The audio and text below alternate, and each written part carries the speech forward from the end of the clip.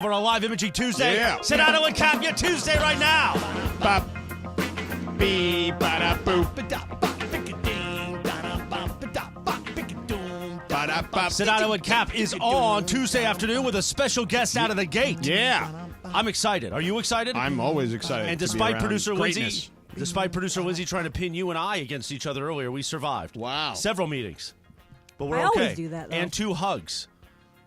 There were a couple of nice hugs. He I hugged. will admit that. He hugged. Those were a couple of nice hugs. Man hugs is what those were. They were nice. Not a bear hug like our special guest. It wasn't a apparently. bear hug, although I'm a bear in some communities. Yeah. It was a nice, deep hug. You know what I mean? I do. I saw it. I do know. I saw it. Welcome the champ, AEW champion Swerve Strickland in the house. Yes, sir.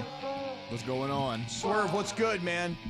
Man, I'm in an awesome time. Made history this month, with becoming the first African American AEW World Champion. Let's go. So I'm here to promote, do what I do. Yeah. So May 29th, Kia Forum. May 30th, out in the Palm Desert. DeAndre, your neck of the woods, right? That's right, Palm Springs, baby. Let's go. Yes, sir. So the Forum has been a great spot for wrestling historically, but certainly for AEW. The LA crowd has always backed the AEW there at the Forum. The last time you guys were here, several months ago now, it was a packed house. Yeah, I remember Chris 13,000. Jericho, right, and company were there. He was one Chris of Jericho. Don't even get me started on Chris Jericho. Oh, you don't know the history, Yeah. Swerve. So Chris has been on the show a couple of times, and He doesn't like the fact that I'm more of a Sting guy than I'm a Jericho guy. so what happened It makes was, sense, though. Right? What happened Look at was, me. I guess Jericho the week before they were in Cleveland, and he made some comment about LeBron, and you said that when he comes to LA, you should make the comment about LeBron because LeBron is now here, not in Cleveland. And then he got pissed Yeah, at he you. got mad at me. Yeah. He got all mad at me. He Right. said, what, do you think I don't know where LeBron's at? Yeah, he's You like, know? "What are you, some kind of radio hack?" Like, Yeah. and he called them the crumb of a nacho. Crumb of a nacho. That's what he called me. And by the way, That's he is actually pretty witty. I like that. You like that? That's Yeah. pretty good. Do I we gotta have the admit. audio? We have the drop somewhere. The crumb of the nacho. Yeah. But he is a radio hack. So that's not wrong. I mean, he may not be the crumb of a nacho, but he's But more he is like a an hack. actual nacho. I mean, let me tell you something. First of all, champ, congratulations on being the first African American champion in AEW. I would like to be the first Hebrew American to be the champ. Okay. Yeah. I was telling you before we got on the air that I recently watched the most, your last episode, and when you had to come out from the back.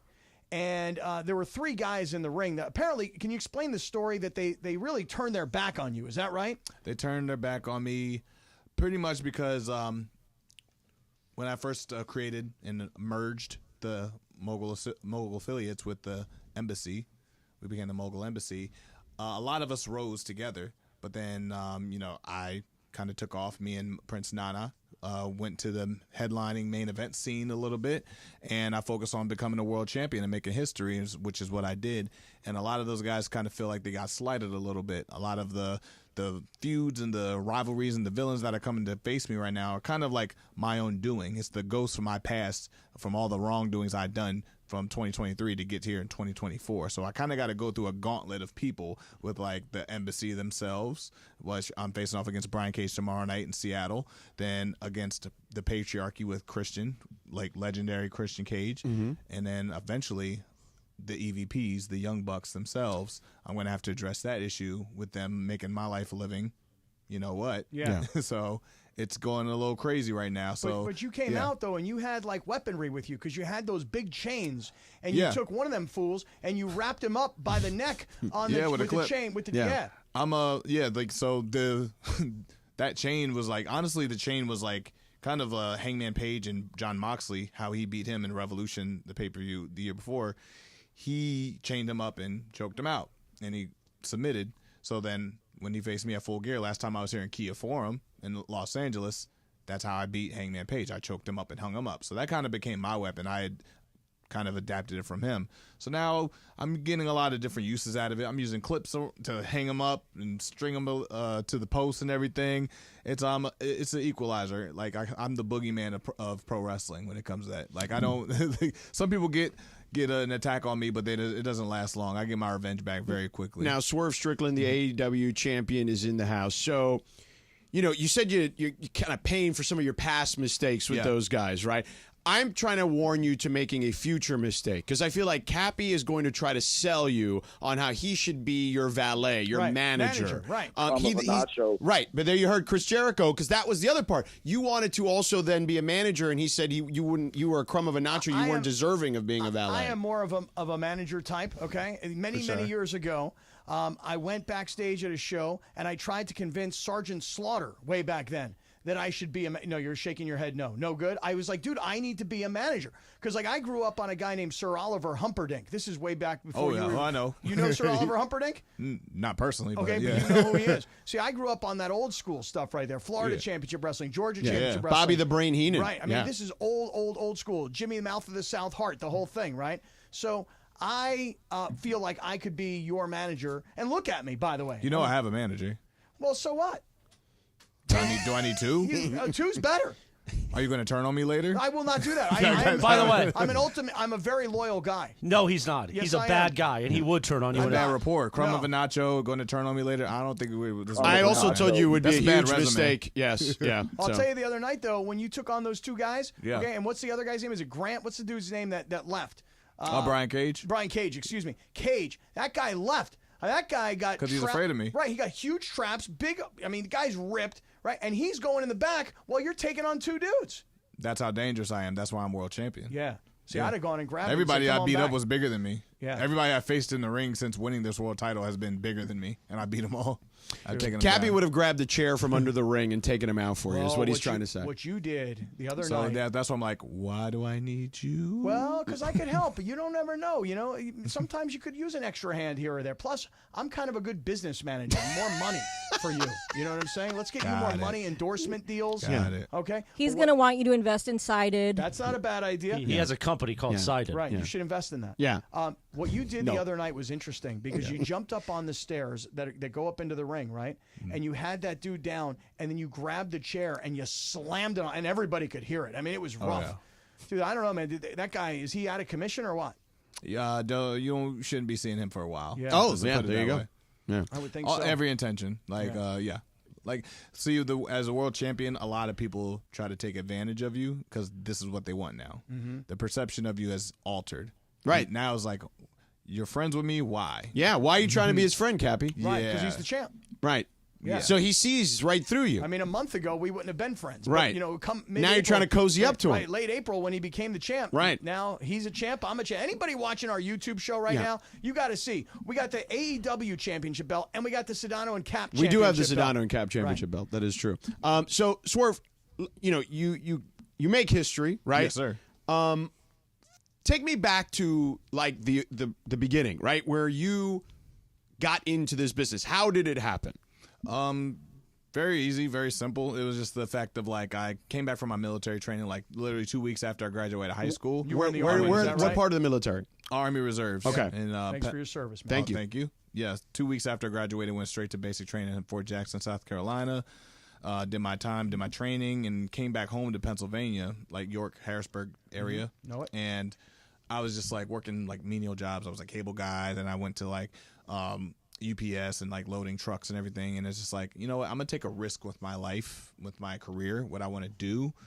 Since you know I always had the military right there in case Right. everything falls Because your apart. dad was in the military, right? He was, yeah. Yeah. Yeah. So I was like, okay, I'm just going to like pro wrestling. Me and my friends, we were in high school, video games, pro wrestling. That lunch table talk was pro wrestling. Mm-hmm. So I was like, let me try it. And I grabbed all my stuff, moved down to Richmond, Virginia. And I was just like, told my mom I want to try to train to be a pro wrestler. And she was just like, all right, I know where you are at all times. I know what you're doing.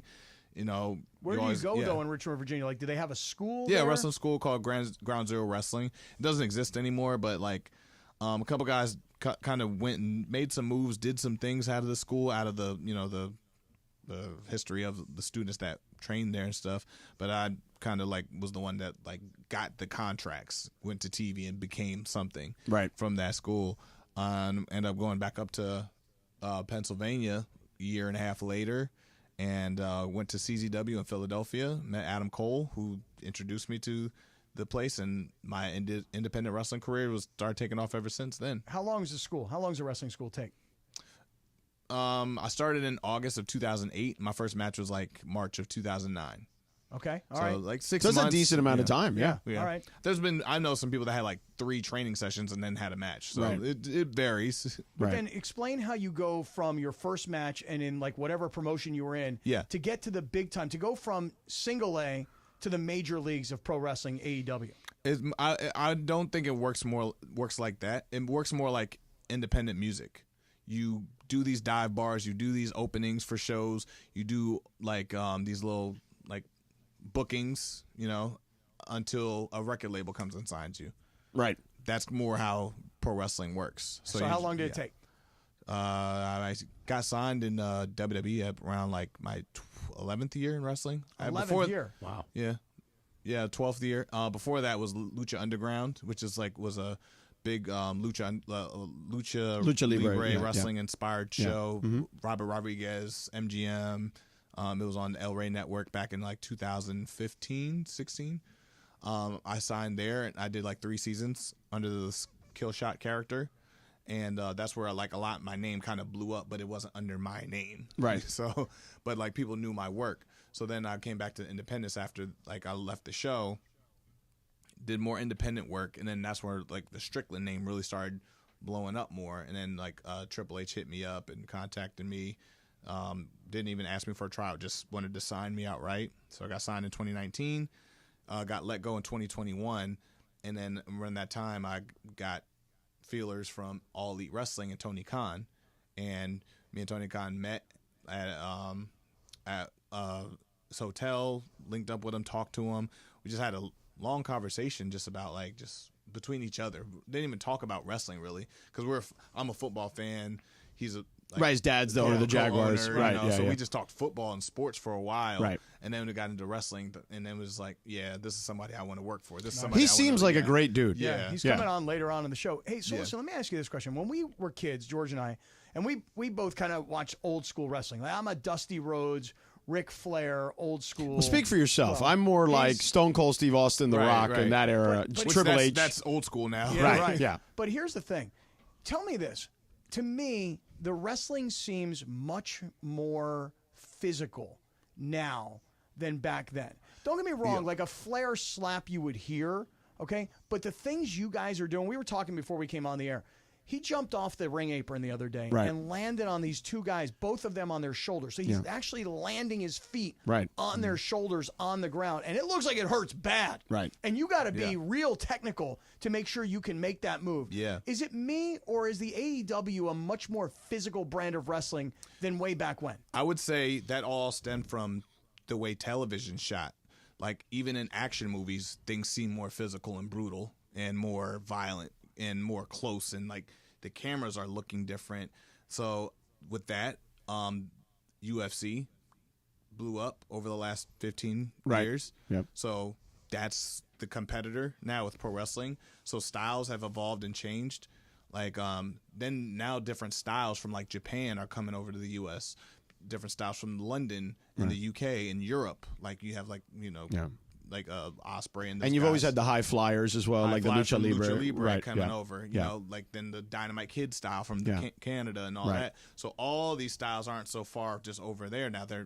Everything is blended. US now. Yeah. So everything's blending and everybody's mixing these styles and creating their own new styles now. And that's why All Elite Wrestling it just feels different, because we literally bring in imports from all these different styles, literally the origins of it. So we're all kind of learning and adapting from each other. So everything does feel a little more impactful because the style's just advancing so much quicker, and everybody's getting it younger too. Yeah. Like people's like we have Nick Wayne, who's 18 years old, that can do crazy. Literally everything that like it took me 10 years to be able to learn how to do it. Yeah, like proficiently. Right, and he's 18 and doing it. Right, he's like a prodigy. Yeah, we have Billy Starks on Ring of Honor. He's like LeBron. We have Billy Starks on Ring of Honor, who's a young kid. I watched her when she was like 10 years old when I was on the Indies. Now she's in the ring, signed to the Ring of Honor. I'm seeing her in the locker room. I'm like, this is crazy. I'm watching these kids grow up and they just get it, because once again, YouTube, social media, you can just learn it off your phone and then just go in the ring and do it. Right. Rather than like finding tape trades and going to actually seek it out and find a mystery person your path, at a gym. Your path was somebody. different. Right. Yeah. Well, like all of our paths are different now. Right. All of our paths are just like it's there. So from what you grew up watching, like you to get into wrestling at that time, like Ric Flair, you had to find a person who knew somebody at a gym, Right. that Right. Yeah. knew that You had had to a go to ring and a Atlanta. barn, Right. Right. and you didn't have to. You didn't learn in a ring first. You learned on mats on the floor. Right. Now it's just like you can Google a wrestling ring, you'll find one in like 10 within like the 8-mile radius, and you can be a pro wrestler. So everybody's getting it. It's easily accessible, and it's just easier to learn it, adapt quicker now. Wow. So Amazing. Cappy, I think we should send you to a school. Let me what do you tell you think? something. I think we So- put you through a week of I training. think it would be good for you. So here's the thing, Swerve. He's got 51 days left on his contract here. Is that how many I have? Yes. are you counting this down? That Oh, was yeah. Yeah, yeah. Can't wait to There's, get rid there's of a me. count. We rip off See, the like paper today. you got let go by WWE. I may be getting let go by 710. So maybe your his. career might take off. Did you tell him your less, stage? I don't know. Cappy, did you tell him your stage name? Well, I told him I'm the Hebrew Hammer. Yeah. So I could see the why they're letting you go now. could the Hebrew Hammer have a future in this? Look at him. Look at his build. Stand up for Take him. a look at me. Take a look at what I got here. Just keep the outfit on, and I think you'll be Yeah, right? I'm not Manageable. taking the shirt off. I can't take the shirt off. no, not at all. Not anymore. I look like Ric Flair. You will be sued though, or copyrighted because of the trademarks on that. Yeah, I understand. Yeah. I understand. Yeah. This is actually and that's not really a Gucci. This is uh, officially hat you licensed got on. Mercedes Yeah. gear and Gucci. Yeah. And this was all designed by my designer, Zap. He might come with me, too. He should be your manager. He would be my manager. That's exactly right. Hey, listen, real quick. Yeah. You know that when you're at a Rams game, Yeah. whose house? Rams' house. Well, your song, right? Your entrance song, right? So Yeah. whose house? Swerve's house. Can you explain the story of how it became Swerve's house? I was Defy Wrestling in Seattle. I had a match with Leo Rush. It was like the second Defy show ever, and as a local independent in Washington Hall in downtown Seattle. It's where Jimi Hendrix used to play. It's a beautiful building, Right. Amazing acoustics and stuff. So like there was a fan heckler, and I like responded to him, and I said, "Oh no, this is my house." And then so the crowd went, "Oh, whose house? Swerve's house?" And it started from there. That was like 2017. The Rams moved from St. Louis to Los Angeles in 2018. Right. So I don't know how they started just this magic idea. They just can just come up with whose house, Swerve's house, and everybody think, "Oh man, Swerve got that from the Rams." I'm like, no, The Rams got it from you. no. And there was like football, like And you're a Rams fan, right? I'm a huge Rams fan, so Yeah. I'm honored, but I'm also Right. pissed off.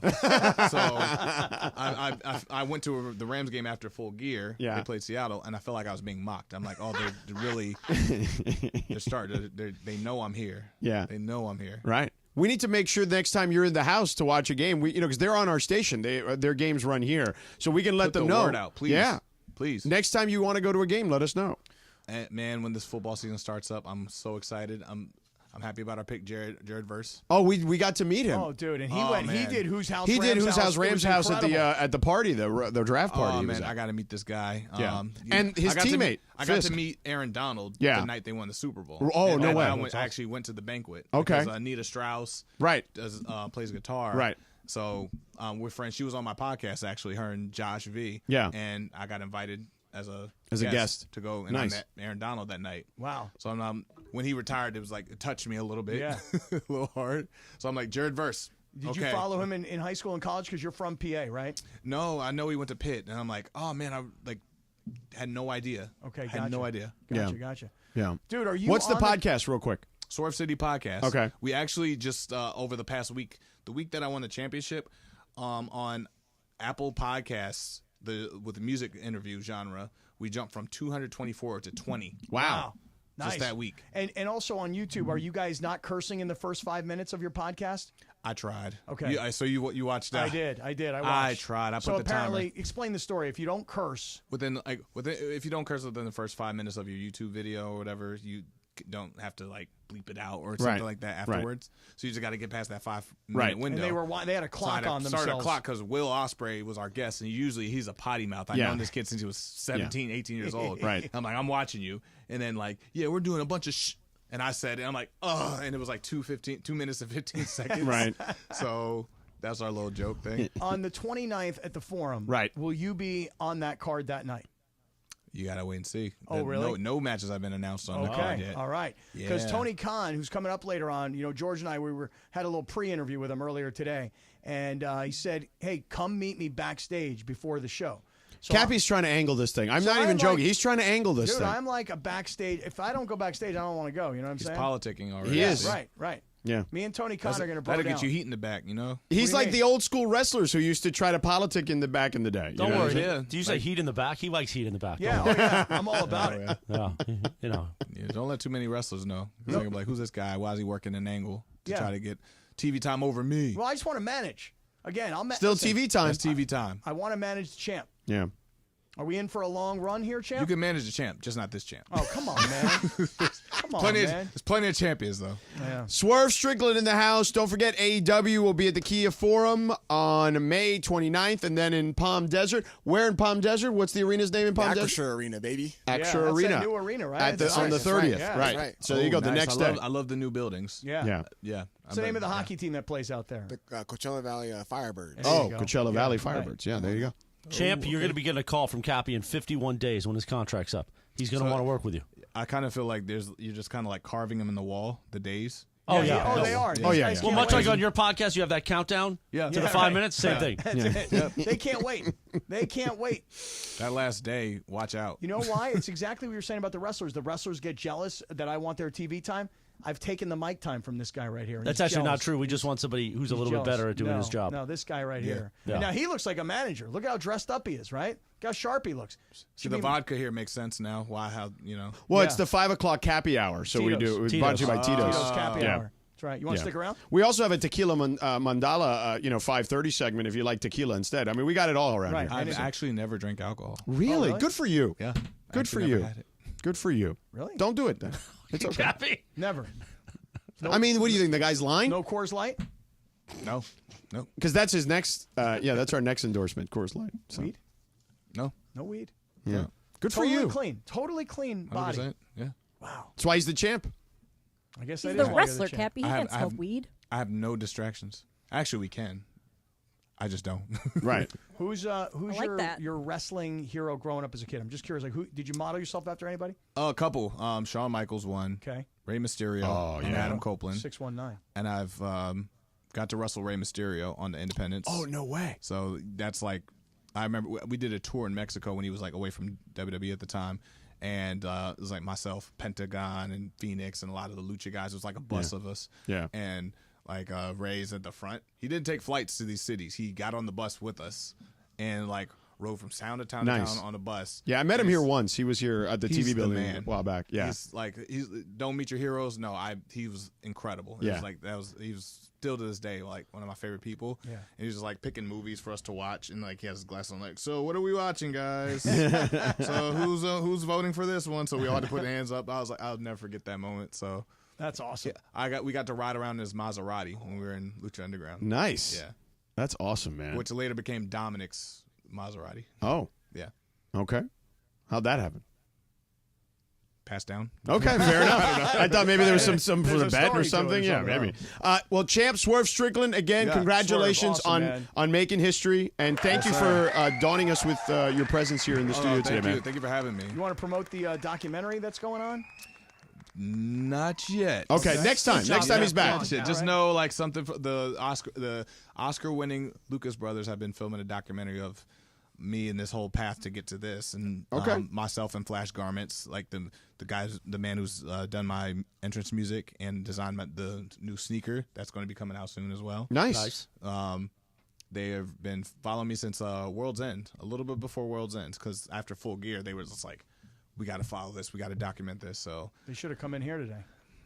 one of the brothers lives in L.A. The other one lives in like Montana or South Dakota. He's Denver. I think he's in Colorado. Oh, okay. Yeah, I think he's in Colorado. And Well, so, yeah. next time you're here, we can promote that then when it's all ready to roll. Yeah, there so you go. Like, trust me, I got a lot coming up. That's Okay. definitely when I come back. We There's love it. More to share. We're We going to love see it. you on the 29th. I know you're going to be wrestling that night. You can't come to Hollywood and not be wrestling with the champ. That's true. I might have to wrestle. Okay. It might. We'll see. Well, I'll be there. We'll I'll tell you see. that We'll right see. now. Just I know will be wrestling there. hurts. So Yes, I'm like, yeah. am I wrestling? Okay, I got to know because I got to get Ready. It's a process. Of course. Yeah. It's not like when I was 24. Trust I'm me. 30, I'm 34 now. I'm like, it's a process to get in that. It hurts to do 3 hours daily with him. I got to dude. get my own Listen, process. That's why this is here. Right, exactly. And this is Yeah, why get I it. got the belt, because I got to work with this right here. Yeah, You're so- looking at the champ. Yeah. No, you're the For champ. 51 you more don't work days. with this. They work with you. That's exactly what I'm saying. Swerve Strickland in the house. Thank you so much, champ. Appreciate Thank you. Yes, See you, sir. Swerve. All right, we'll take a quick break. Cappy, tell them about your friends at Coors real quick. All right, now Swerve, this is not for you because you have never had a drink of alcohol in your life. But if you decide one day that you would like to celebrate, I would like to offer you the opportunity to have an icy cold Coors Light, because here in California we are all about chill. So whether it's going to our favorite wrestling show and cheering on our favorite guy, our champ, or whether it's just walking down the beach or taking a really nice hike, we are all about chill here in Southern California. And I want everybody listening right now, including the champ, to visit this website, CAChooseChill.com. That's CAChooseChill.com. Enjoy that icy cold Coors Light. 2024 Coors Brewing Company, Golden, Colorado. And as always, champ, celebrate responsibly. Hey, it's Mace.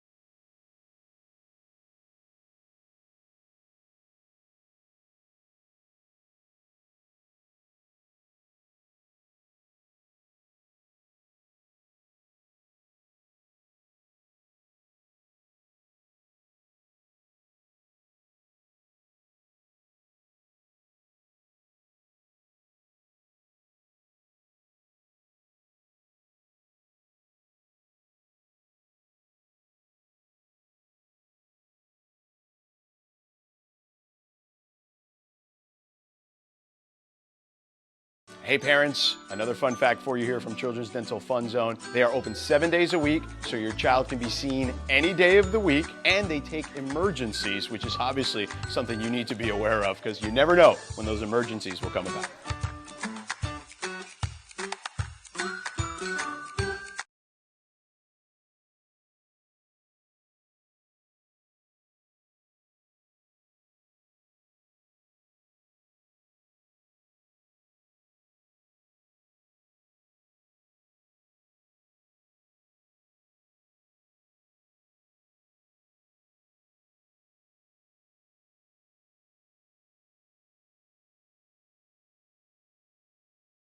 What a time to be black and gold. It's officially official. Olivier Giroud is black and gold. The great French forward, Olivier Giroud, joins LAFC this summer. Let's go black and gold.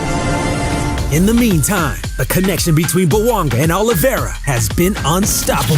Touch it and scores! It's Oliveira! He does it again from Denis! Next up, LAFC visits St. Louis City SC. Pre-game starts tomorrow at 5 p.m. on the ESPN LA app.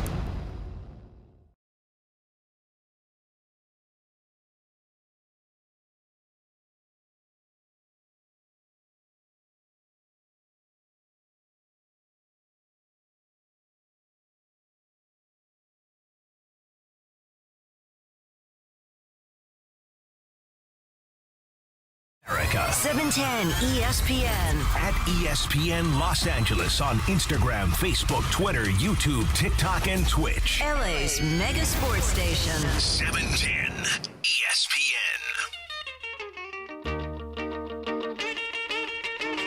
Live Imaging Tuesday on Sedano and Kap. Quarter in front of 5 o'clock. I don't have a printout of the OTD, so why don't you tell me, Big D, what this is? I know what it is, but what's the OTD? Roll Over Beethoven by Chuck Berry, 1952, I believe. Was released on this day, or was the number one hit? Released on this day. Beautiful. Love Chuck Berry. Although he had some stuff, but great music. What kind of stuff did he have? Yeah, stuff we don't want to talk about on the radio. Like what? Will you stop? I hate you. Whenever somebody says to me stuff we don't want to talk about or things we don't want to do, that's like an invitation for somebody like me. Right. You know? So what are we gonna do here on time? Because we went along with the champ. Mm-hmm. What do you want to do? I don't have a rundown in front of me, so what reads are coming up? We got Next Gen, which I can do here in a minute. You and I are both sucking on these honey drops. Man, my throat is weak. Now, here's the thing. I like the raw. So these are a compliment of Ireland. And obviously, Ireland deals with a lot of voice issues, uses his voice a lot. I like the Vaporru ones because of the warmth. Yeah. But no, I I like these I better. think I'm The going to coating. go combination. There's like a coating. You don't like the warmth? I like the coating better. First thing in the morning, I put one of the Vaporub drops in to yeah? warm up the pipes before I cut stuff. Because you don't want to tear a pipe. No, you gotta warm up properly. Yeah. So I saw a video online. This lady who's like a speech person, and she says that you should put your hand on your belly and go like this. Really? And you go up and down the octaves. And it'll keep your vocal cords warm because it'll keep them vibrating. Let me try First thing in the morning? Wait a second. You put your hand on your belly. Yeah, so you can feel it. And then what do you feeling do? it. You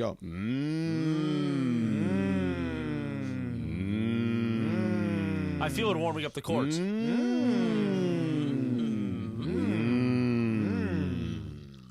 Yeah, it's like revving the engine. You got to rev it. It does feel nice. Yeah.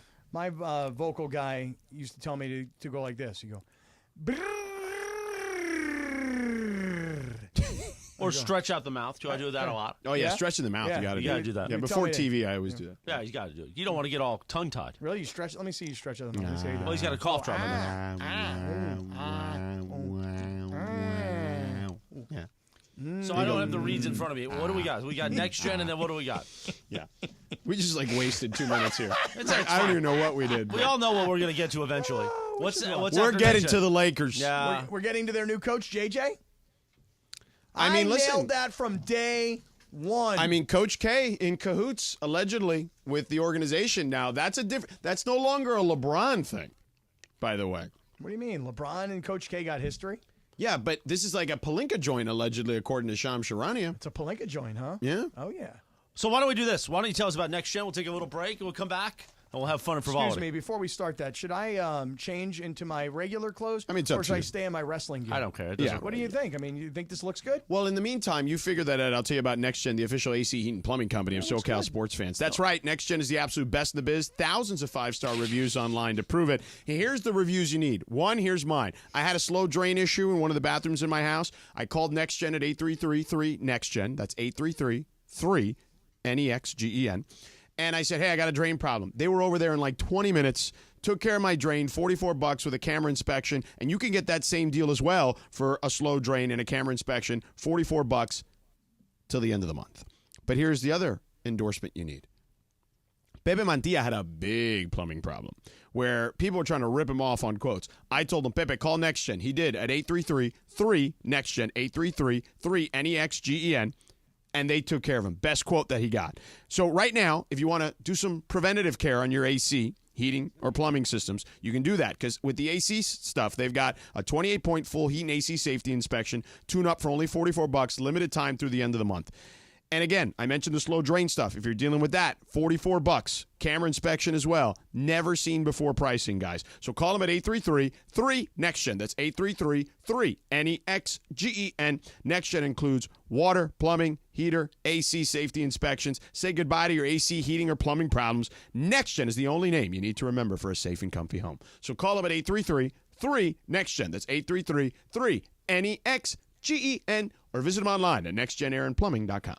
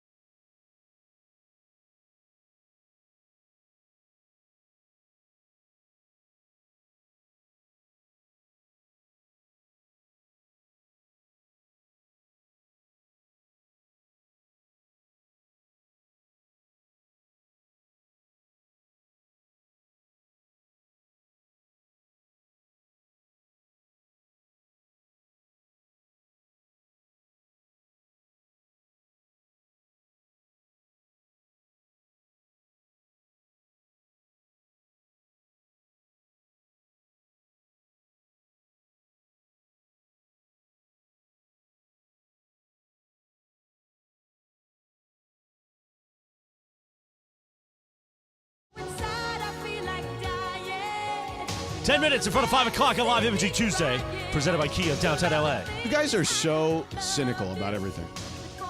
Why's that? I mean, you just are. You're just a bunch of cynical, cynical Just fellows. because we don't agree with you doesn't make it cynical. Just saying it's cynical. Cynical suckers. Yeah. Oh, this day in 1988, the number one hit, Gloria Estefan and Miami Sound Machine. Oh. Anything for you. Anything for you when you're not here. What? Hey, point of information, because I am one of these kinds of people that really, accuracy to me is an important part of the job. That's what we always say about okay, you. right? Accuracy. And when you're in the journalism business like I am, you want to be as accurate as you can. And when you make a mistake, you want to make sure that you have a retraction. So here's the deal. George, point of information. When Chris Jericho called me a crumb of a nacho. Crumb of a nacho. It is because he had been in Baltimore and he called out Lamar Jackson. Oh, that's what it was. And then You suggested he called out LeBron. I said, when you get to L.A., you call out LeBron, fool. And he got all pissed off and then told me I'm a radio hack and told me that I'm a crumb of a nacho. Are you not? Well, I don't know. That depends. How do you define a radio hack? Well, I would consider a lot of the things you and I do are hacky. Like Lindsay says, what's your bet? Wacky radio bits. Yeah, but but guess what? It works. What was this station before the hackiness? Oh, let's do more sports. Yeah, more sports. The time spent listening was great back then. Let's talk some sports. Well, I already did 2 minutes of humming earlier that people thought their car, something was wrong with their car. You say Kikuchi. Exactly right. Beto Duran is in the YouTube live chat, and he's asking what the F is Cappy wearing right now. Yeah. Beto, you got to understand, when a celebrity the magnitude of Swerve Strickland comes in, I wanted to show him my loyalty. Right. Okay, and tell him that I got his back. And I didn't want to just be some regular radio hack. I wanted to be the kind of radio hack that actually gets dressed up. Right. For the event. Right. And look at me. Yeah. Come on, you got to dig on this. Yeah. It was pretty funny when he walked into you wearing that. It was just like he was caught like, off guard. Okay. He's like, for reals? Yeah, and he was like, what did you say to him? You were like, oh, no, I am a real one. I said to him, I'm a real one, dog. He's like, here's the real one with the belt. And he goes, no, I'm a real one. I'm a real one. By the way, even though it's 4:52, it is the Waba Grill Sedano and Kap 4 p.m. hour on 710, presented by Waba Grill. Got to get the partners in. Yeah. Kids eat free at Waba Grill. Well, Bring we your know. kids. What's that supposed to mean? Now I got Clapper's giant lemon to throw at you. Yeah, but wait, why and this me? will hurt. Wait, but why me? Because you're just a No, but he's the scumbag. one who said it. But you So throw understand, it at that scumbag. no matter how many times Lindsay tries to pit him and I against each other, Yeah. there's a reason why we hug it out, and we know it's better for business that we get along with each other. Okay, but he just said what he just said, which is what bothered you. We're bigger than U.S. Steel. Exactly. Gutless. You are gutless. Kids eat free at Waba Grill. Bring your kids in for a free chicken or tofu mini bowl. Oh, yeah. With any entree purchase weekdays after 4 and all weekend long. Restrictions apply. And don't forget, Fridays, we do the Waba Grill Pop Quiz, where you can win dinner for your entire family. Courtesy of our friends Waba Grill, home of the Boom Boom Tacos. Boom Boom Bam! Bam! I don't want to bam because it's I know, the 'cause throat. you- I yeah, want to you make got a sure big- you got got to keep games the to do. pipes. By the way, when you were telling Mace during Supercross, he's like, "Oh, so you're doing this UFL thing?" And you're like, "Well, no, I do play-by-play for the NBA." Oh, and then you're like, "And college football too." Oh. Yeah, it was like, it was weird. Well, you're just doing this UFL thing. By the way, how many millions of people are watching that? It's not a small thing. Yeah, it was good. They've had good viewership. the NFL. Bam! With the jam! Exactly. Yeah, indeed. Going back to Dallas, the scene of that crime. Oh, really? Yeah. You're going back to Dallas? May Dallas, most like, Dallas? probably. Not for sure, right? I don't think so. No, that game is for sure. There's a game 6 in that series. Oh, okay. Yeah. Speaking of which, tonight at 7 o'clock when we're done. And it'll be on 710, by the way. Yeah. At 5:30 on Saturday in the afternoon when you're driving around at 5:30 with your kids or your wife or your girlfriend or your boyfriend or whatever, you can listen to me. 7 o'clock tonight. We'll bring you the NBA playoffs, courtesy of ESPN Radio. Mavs and OKC Game 5. Right. So that would be. So this could be. It could be. Well, it'll be potentially a closeout for somebody. All right. So speaking of closeouts, Cleveland's going to get closed out tomorrow. It looks like.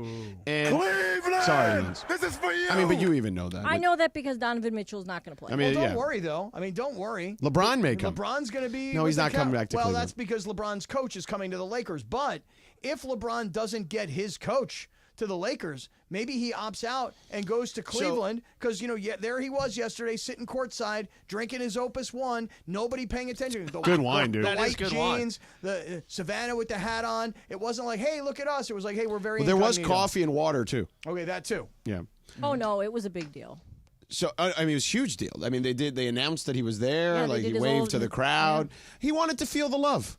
That's what this is 'cause about. He doesn't really feel it that much in LA. He doesn't get it that much in LA. Not He with wanted there. to feel the love, and and there's always a little look. He's as strategic as they come. Of course. Okay, there's two guys in NBA history that I happen to have covered for a decent amount of time that I feel like are easily 1 and 2 or 1A and 1B when it comes to being strategic.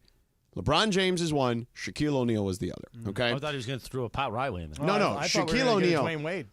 No, not at all. That's what I thought.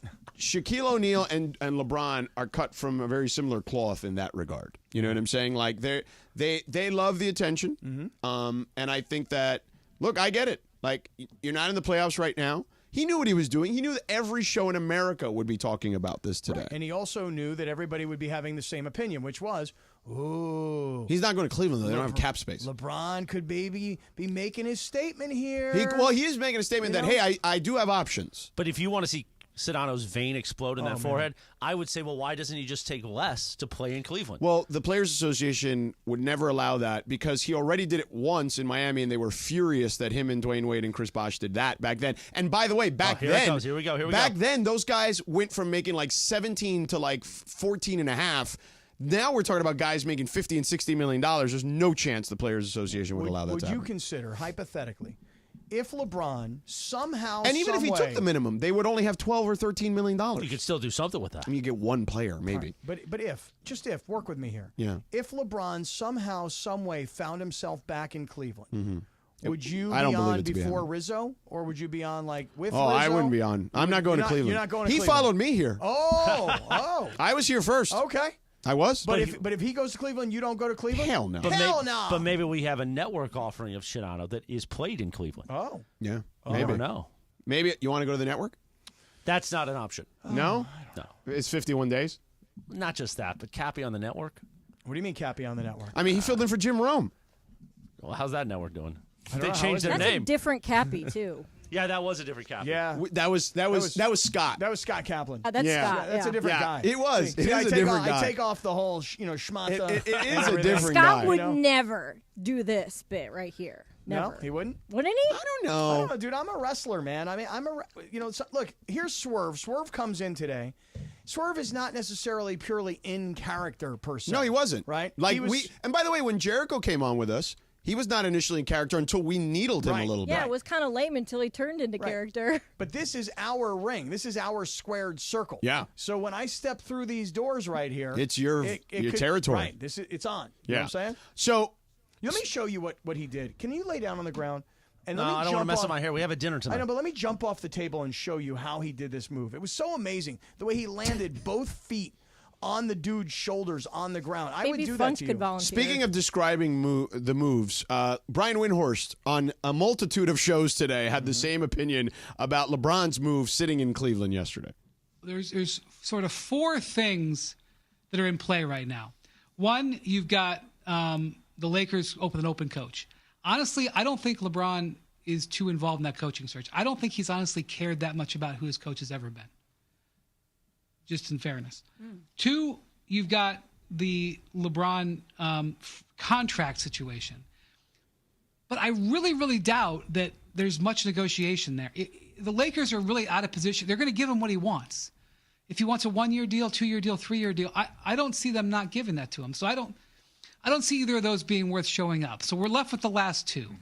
One is Lakers trades. The roster. Going into the draft season. And remember that at the trade deadline, the Lakers did nothing. And LeBron was not happy. So the Lakers have 3 potential first-round picks to trade. I think LeBron would like to see them use those picks in trade. And then fourth is Bronny. Now, Rich Paul has gone on the record recently trying to separate the idea that LeBron and Bronny are linked, that they need to be together or whatever. So I will defer to that. But how can I ignore the Bronny situation? So those are the four things. And by the way, I think the Bronny situation has gotten more interesting with some of the news that's trickled out. And the coaching situation, although he doesn't believe LeBron's involved, it does seem like the organization is now moving forward with real a real set of candidates. Hey, let me ask everybody one quick question. Before you get to Avner Gatt, yes. Right, but and think about this, stew on it, marinate it, and then we'll answer it when we come back. Not Stu Gatz, but just regular stew. Just regular stew. Okay. Yeah. Okay. Do you suppose that if LeBron James and J.J. Redick were not podcasting together, do you suppose J.J. Redick would be a candidate for the Lakers job right now?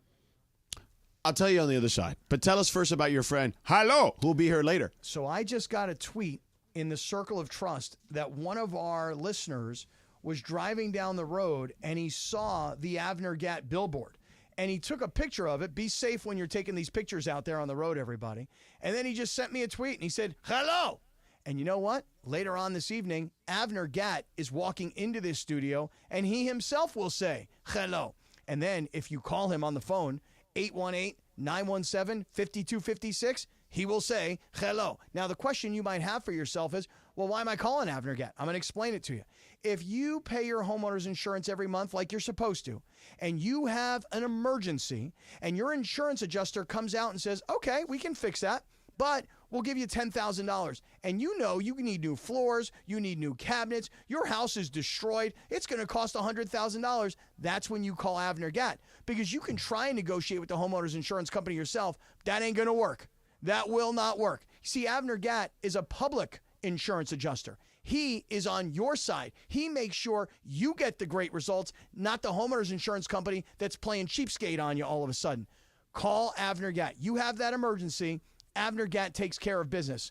Call him up. 818-917-5256, 818-917-5256, or go to AvnerGatt.com, AVNERGAT, AvnerGatt.com. You call. You know what he says? Hello.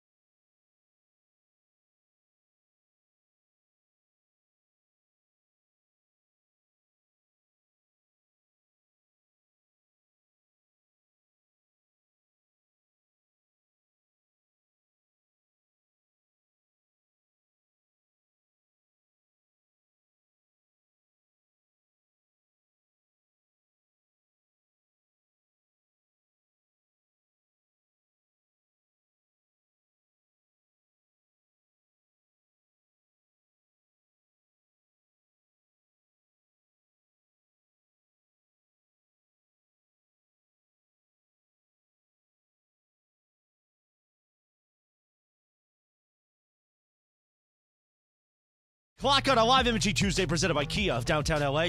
Go see my buddy Gary, my homeboy Gary, with his Rolex on. And you say, hey, Kia. Yeah. No, you say, hey, Gary, give me my Kia, sucker. Or you can call him Kia and Gary, whatever you want to do. It is time for What You Need to Know. Brought to you by Morongo Casino Resort and Spa. Good times, less than 90 minutes from wherever you are. Take it away, producer Lindsay.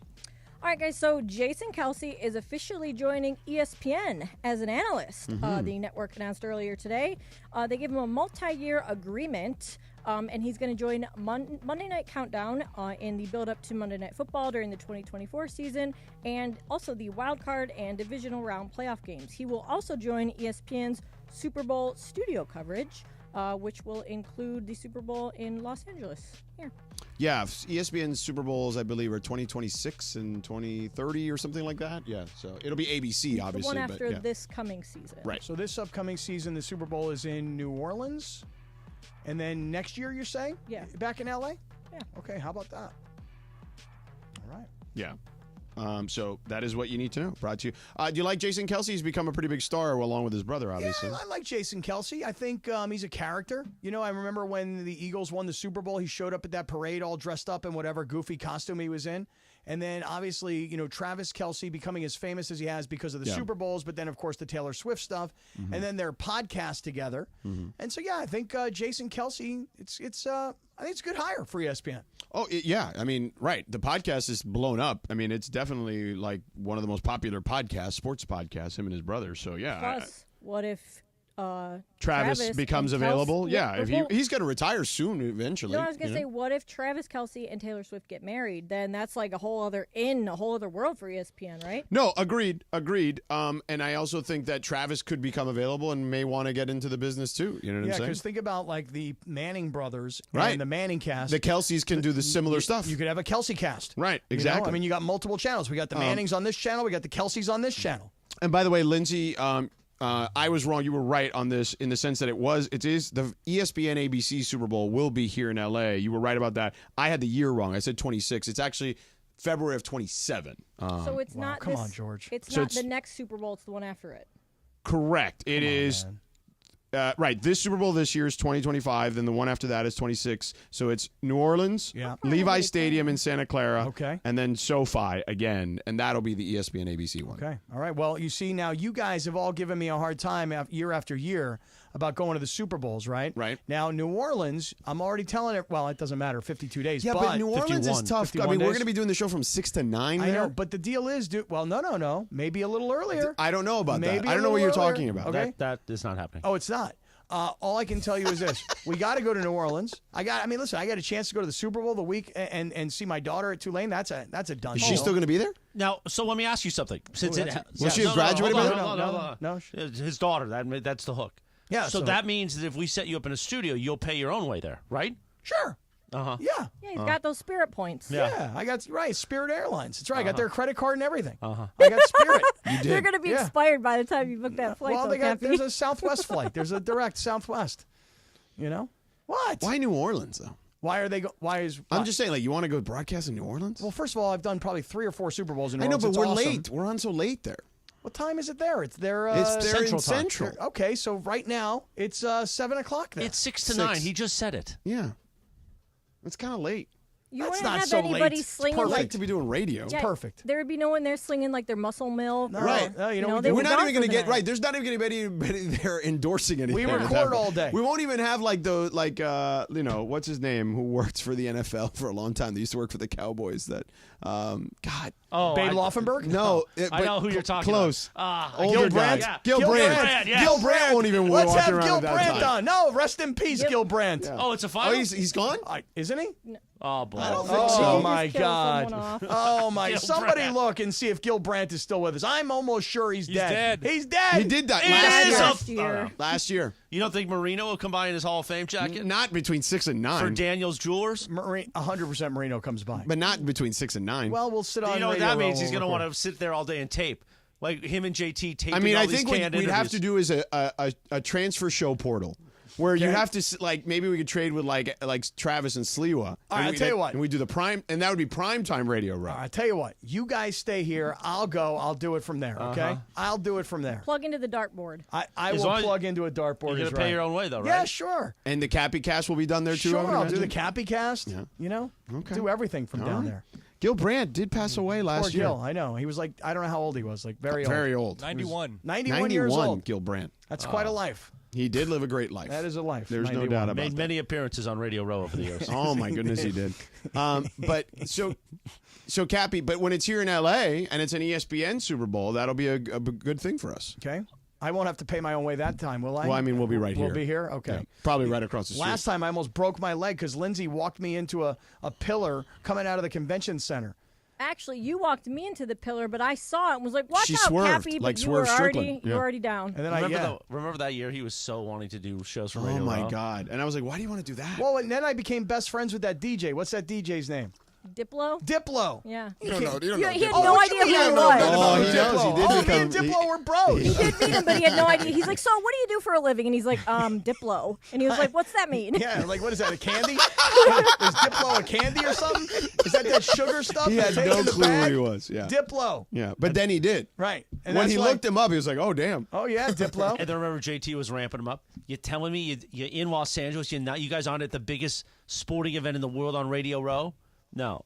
We're not in Vegas. He would say, JT. "What's wrong with Sedano? What's wrong with Morales? Yeah, no, exactly. What's wrong with those two guys? What's going on with that station and this strategy that they're not going to be on Radio Row all week? What's happened to those two? You want to know what else, JT? By the way, I was on with JT on Mother's Day. Yeah? He was on Mad Sirius? Dog Sports Radio. Oh, nice.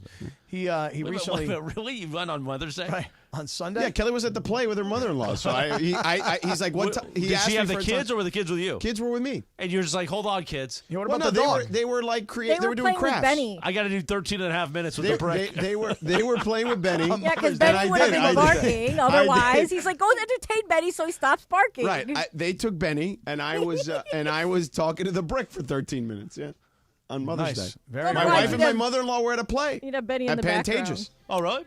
Yeah, they went to see that 9/11 play that Mason was talking about the other day. I'm always flattered when the Brick invites me on his Mad Dog Me too. Serious show. So I would never say no to the brick. Even The on brick never Mother's says Day. no to us. That's right. Well, we're doing him a favor. Oh, come on, man. It is the Tito's 5 o'clock happy hour. Oh, it is Yes, the Cappy it is. Hour. Where's your bandana? Right here, Tito's, baby. Yeah. I'm going to go get my bandana. I'm going to take my Gucci hat off. And switch it up. And we got to. You think Avner Gatt would like a nice cocktail this afternoon? I when don't he believe. comes in? I don't think he drinks. No, I don't think so either. Yeah, so Swerve doesn't drink, and neither does Avner. I know, but, well, then I guess we're not. Well, the Tito's is here. Should Yeah. anybody want a cocktail? Yeah. So I feel like Laker fans need a cocktail. Do you want to talk about that next? Well, remember the question. The question before the break was this. Right. The question for the break 11 minutes ago. Okay, right. The question before the break was this. If LeBron James was doing a podcast Right. with his buddy Maverick Carter. Which he has. It was called The Shop. Okay. It was on TV. Would Maverick be the leading candidate for the coaching job of I don't the know. Lakers? I mean, Maverick has done pretty well for himself, in the business world. That's what he does for a living. If LeBron James was doing a podcast with Phil Jackson, of all people. No, he'd never do it with Phil Jackson. I understand, but I'm making There's a history there. hypothetical. There's I know history. there is. Do you know I the history? I do. I mean, Phil accidentally used a word that LeBron went out and said, "Oh, that's racist." You know what I mean? And Phil's like, "Really? Is it? I didn't think it was. I mean, really, I didn't think so." But and Phil's also made. I mean, before that, there wasn't good blood there. Even well before that. Okay, so Are you saying okay to George? Yes, I am saying okay to George. No, you're Fine. saying okay to Lindsay. I'm saying both. I'm saying okay to both. So you seem thrown off by whatever she said in your ear. No, it's fine. I'm good. So, if LeBron James was not doing a podcast with JJ Redick, would JJ Redick be a candidate for this job? Okay, what do you think? I will tell you on the other side. What do you that's what you said last time. You're going to try to double tease the same thing? I mean, do you want me just to say? Yeah, tell me what you think. Yes, I think JJ Redick would still be a candidate. Okay. JJ Redick was a candidate for the Toronto Raptors job last year. Let me explain something to you. No chance. Do you want to know why? At all. Do you want to know why? Yeah, go ahead. Who are the candidates out there that you're like, oh, we got to have that guy? Well, you're not impressed by Sam Cassell? Well, I'm just saying, like, you don't like Quinny? Because of I love Quinny, but because of the coaching cycle at the moment, of course he'd get an opportunity because who are the names that are available? But what I'm saying to you is that JJ Redick, his name comes into the Lakers coaching search because of his podcast with LeBron, where the two of them are sitting there going hardcore X's and O's, and that is like telling everybody he's my guy. Or Mike Krzyzewski, who has a relationship with Rob Pelinka, knows that his former player wants to get into coaching. He already got a coaching interview last year in Toronto, and that also plays a part in this. One interview does not mean Wait that a minute. you are all of a sudden. Somebody's got to start with one interview. Okay, yeah, but what? They don't count because they're in Canada? No. But this was a good one. This is the Lakers' job, okay? And They won a championship just the year before the Lakers did. Right, but he didn't get the job. Okay, but he got an interview. You asked if he would get an interview, and I said yes. Okay, let me ask you this question: If LeBron James now you're asking me a different question. If LeBron James was not on the Lakers, I'm gonna need more of these throat laws. Would he get an interview? Would JJ Redick get an interview if there was no LeBron James on this team? Well, they went to fire. And never mind. I don't. Maybe, sure. Why not? If there were no LeBron James on this team, who's on the team? Do you want to go back to 6 years ago? The 6 year? I'm just saying, like, you're asking me, the guy's had a coaching interview before this year. Right, he's had a coaching interview. You know what? You know who they should interview? Sasha Vujicic. Yeah, but I don't think Who's he wants never to had be a coaching interview. He doesn't want to be a coach. No, he does want to be a coach. He says he wants to be an assistant. He wants to be a coach, that guy. Give him an interview. He says he wants to be an assistant. Well, you know what? He changed his mind. Now he wants to be the head coach. If JJ Redick's getting a head coaching interview, I want a head coaching. Okay, but you know who else they did should you not interview? think about that when you asked me that question that I would say to you that he had a He coaching did. interview? Of course He I did knew not you were going to say one that. of the 30 Of course. NBA teams last year? Of course I knew you were going to say that. Then? Listen. And by the way, the Charlotte Hornets are interviewing him too. They should interview Louis Riddick. If you work for Kendrick Perkins, anybody who works for ESPN, they should get an interview to be Well, the your Lakers guy job. Louis Riddick got interviewed for GM jobs. Yeah, I guess He's never so. been a general manager. He's worked in a front office. Has JJ Redick worked in a front office? No? Oh. Did Steve Kerr, was he a coach? No, he was a front office. But guy. that's two completely different skill sets. Yeah, but you're in the organization. What? Yeah. What do you mean? What? What does that mean? What do you mean? What does that mean? What do you mean? What does that mean? What does that mean? What do you mean? What does that mean that you're in the organization? It means you're in. Do that what again? That was good. What? What? All right, let me tell you. No, don't tell me. I'm going to tell you. So what are you going to tell me? I'm going to tell you that for centuries. About what? I'm going to tell you the bond between human being, me and you, buddy. Yeah. Okay. And a horse's ass? And the horse, Oh. the equine The horse. athlete, the horse, Horses. the horse. That's right. Yes. Nothing worse than the horse. Oh, it's Wow, that was in stereo. stereo. Where That's available. That was like That's double right. echo. For centuries, the bond between horse and human has been forged by trust and hands-on care. Now, a lot of you guys know that I've been in the horse racing business for a really long time, and one of the most important things to those of us that are in the thoroughbred racing business is making sure that the horses and the people that work with the horses are safe at all times, which is why the sport of thoroughbred racing is combining tradition with technology and all these new reforms to raise safety standards to the highest level. They've got all kinds of investments in biometric devices that will, show the subtle changes of a horse's stride. So, George, if the horse's stride doesn't look right, all of a sudden the veterinarians are like, okay, horse doesn't look right, probably needs a rest, not fit to race, etc. They want to make sure that the horses are as safe as possible. So my point is that using technology will help the veterinarians, help the trainers, help the owners know if the horses are ready to go. And by the way, that goes for the tracks as well. Whether it's Santa Anita or it's Del Mar or it's back on the East Coast, Saratoga, it doesn't matter. The point is you got to make sure that these tracks are ready to go and that they're as safe as possible. So meaningful reforms, the latest technology, higher standards. Every day, we in the horse racing industry, the Horse Racing Integrity and Safety Authority, are implementing comprehensive reforms. So it's all about the equine athletes, all about this ecosystem of safety. So win or lose, it's safety that runs first. So everybody who's interested, please do us this favor. Visit this website, safetyrunsfirst.com, safetyrunsfirst.com. Hey, I'm Dave Denholm.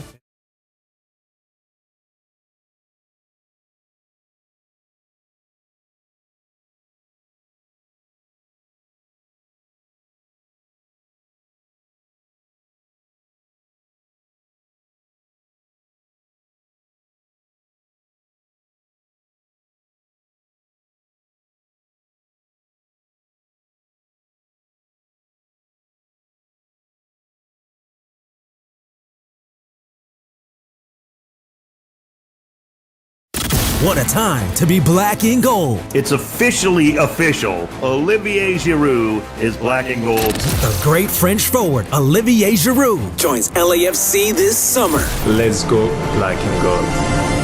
In the meantime, the connection between Bawanga and Oliveira has been unstoppable. Cuts it in and scores! It's Oliveira! He does it again from Denis! Next up, LAFC visits St. Louis City SC. Pre-game starts tomorrow at 5 p.m. on the ESPN LA app.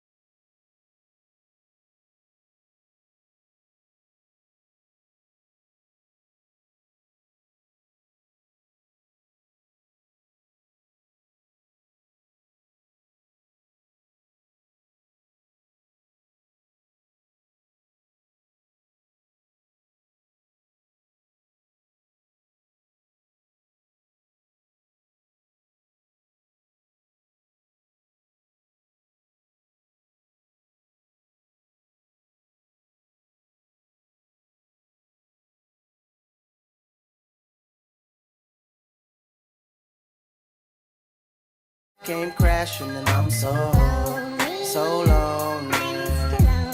520. A live Imaging Tuesday. I have nobody.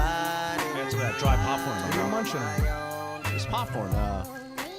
Smart food popcorn. That's good stuff. Is that the white cheddar? Yeah, it's the white cheddar. Yo, where are those good pistachios? Over there? You bought them all. I did buy them all. You know, No, there's some more there. I saw there are. yours. We got They got restocked. On this day, back in 2005, the number one R&B song, Akon, Lonely. Pot it up. Still stuck around and stayed by my side. What really hurt me is I broke your heart, baby. You were good girl. Also, today is Apple Pie Day. I really wanna make things right. You like one of those from McDonald's every once in a while? No. I've never had one from McDonald's. No. I'm not huge a big apple pie guy Yeah, neither either. am I. But it makes you feel American during the summer. You put some apple pie, warm apple pie. You put some of the hog on there, the Haagen-Dazs. Yeah. The vanilla. You got to get Right. the hog, though. Of course. Yeah. Bam! Right. The only thing is that when you get With a the hot- Budweiser on the side. Oh, really? Well, it makes you Very feel all-American. Very Yeah. all-American. The You- hot apple You take pie. a Hebrew National. I'm not done. Oh, you're You not? take the Oh, there's Hebrew more. National hot dog. Okay, yeah. And you dip it into the. No, you don't. You don't dip it into the ice cream? No. The apple pie, when it's hot and then you put the ice cream on it, you always need a second scoop because when it melts and then you need more ice cream, you're like, I need more. Right. So you got to have that second scoop sitting on the side. Can't be hot on the ice cream or on the apple pie. Now, tonight, when we go out for dinner tonight, Christopher, I'm watching you and you watch me. We gotta be careful with our diets. I've been great for 10 days. I So feel great. I'm down been- 4.5 pounds. I feel great. Great. I've been good too. I've been very good too.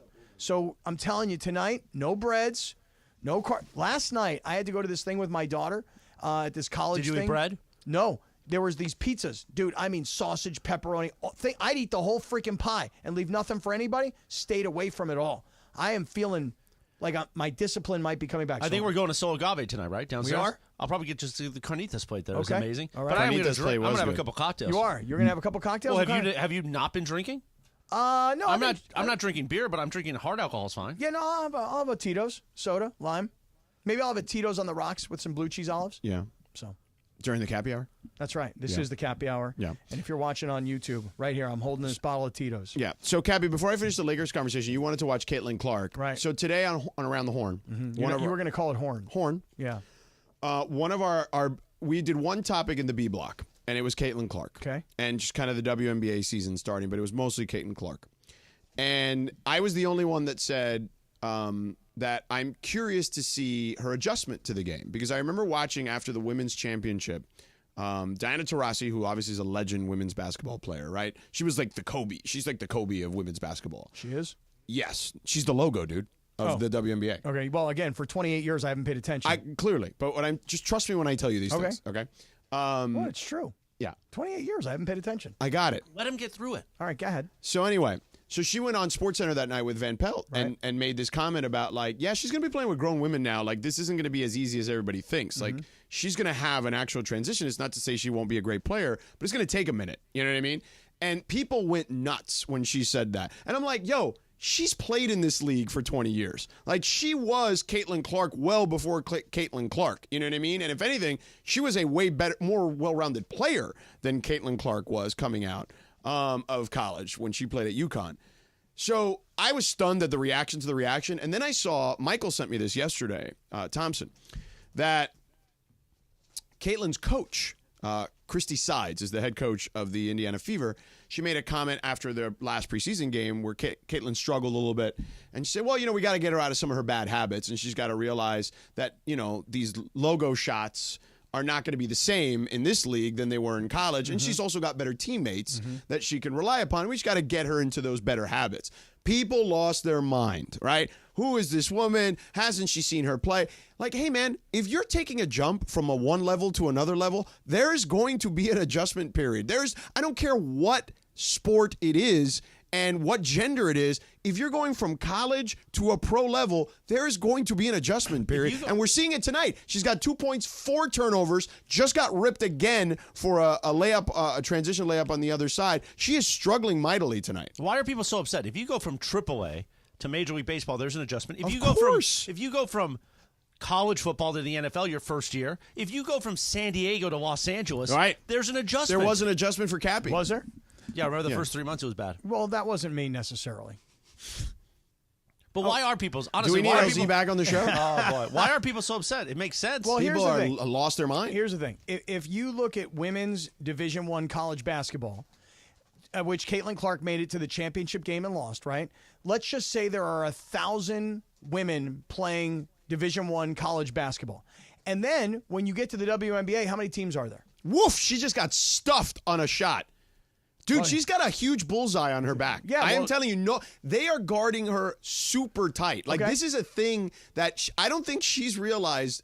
Like, I don't think people realize that the level of competition is this much better. I mean, she went down like AD. Oh, my no, God. she got packed. she got stuffed, both hands. Yeah, right.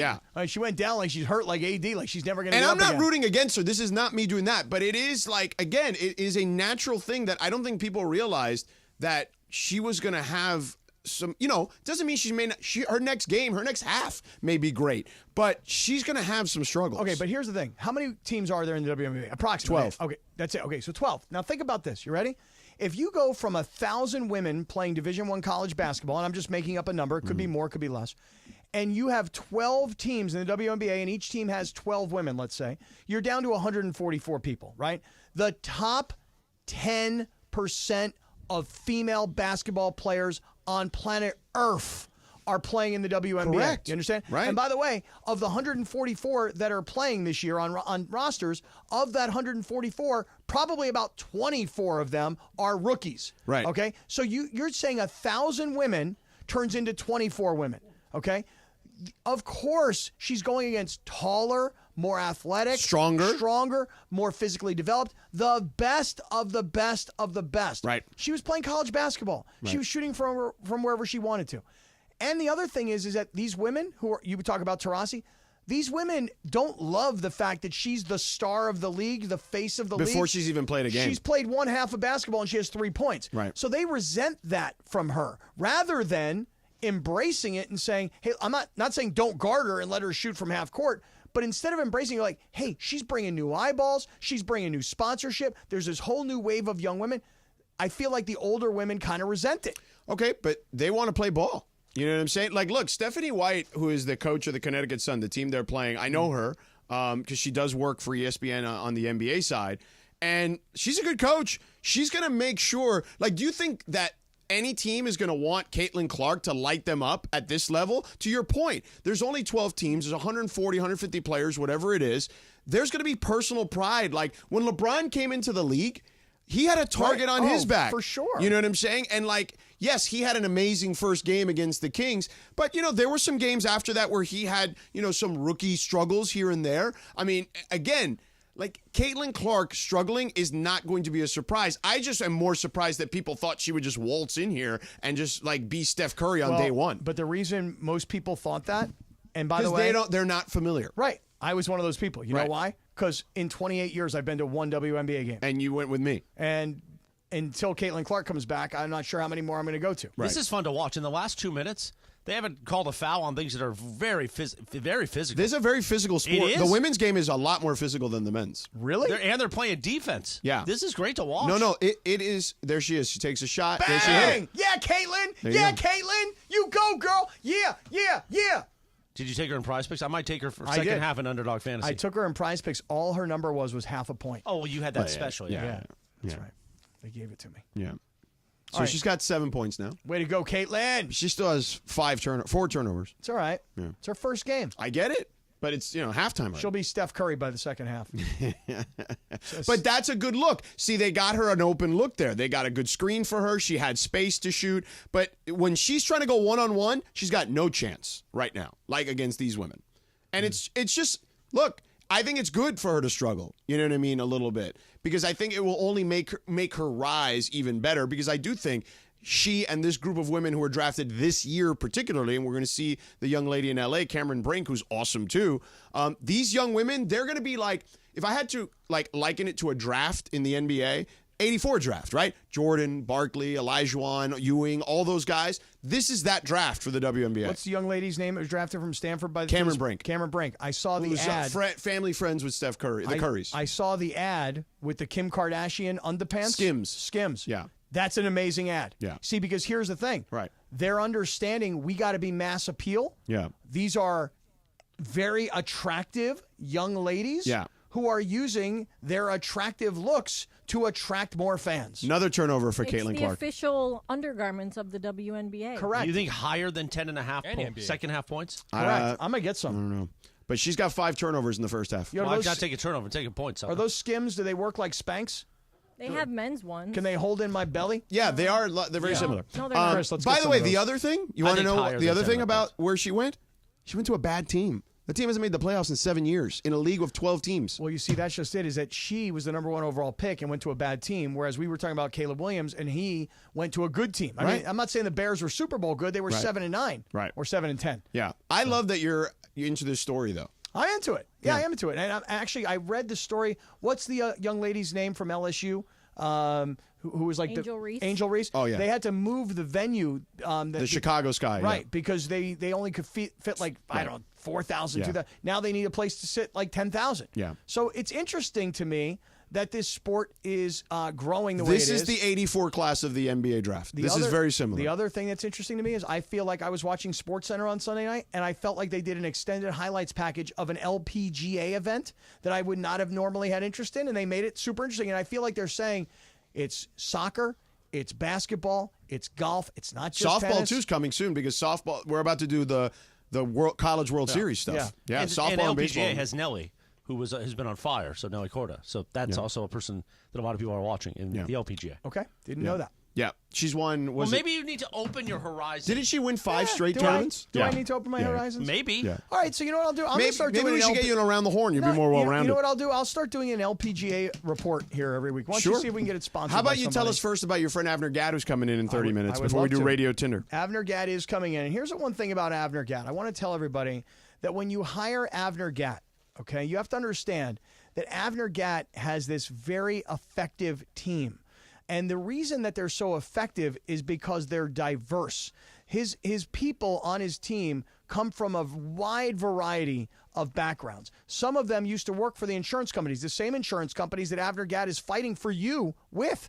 He's trying to get you as much money as he can for that disaster that happened in your house. Some of the people on his team used to work for those insurance companies. They chose to switch sides when they saw how good Avner was at what he does. Some of them used to be in the contents handling business, which would be meaning they would move homeowners and their belongings to safe places for restoration and storage. And some of these folks were in the hazardous materials business, handling asbestos and lead. That was really their daily work.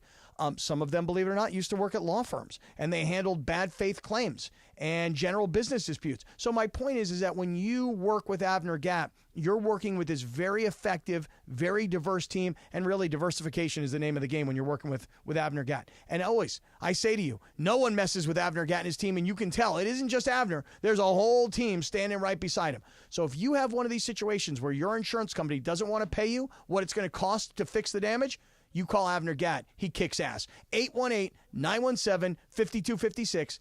818-917-5256. AvnerGadd.com. And when you call, he answers the phone. You know what he says, George? Hello. Hello. The most followed.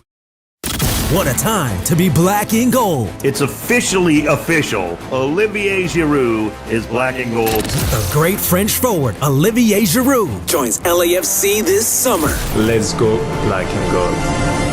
In the meantime, the connection between Bouanga and Oliveira has been unstoppable. Cuts it in and scores! It's Oliveira!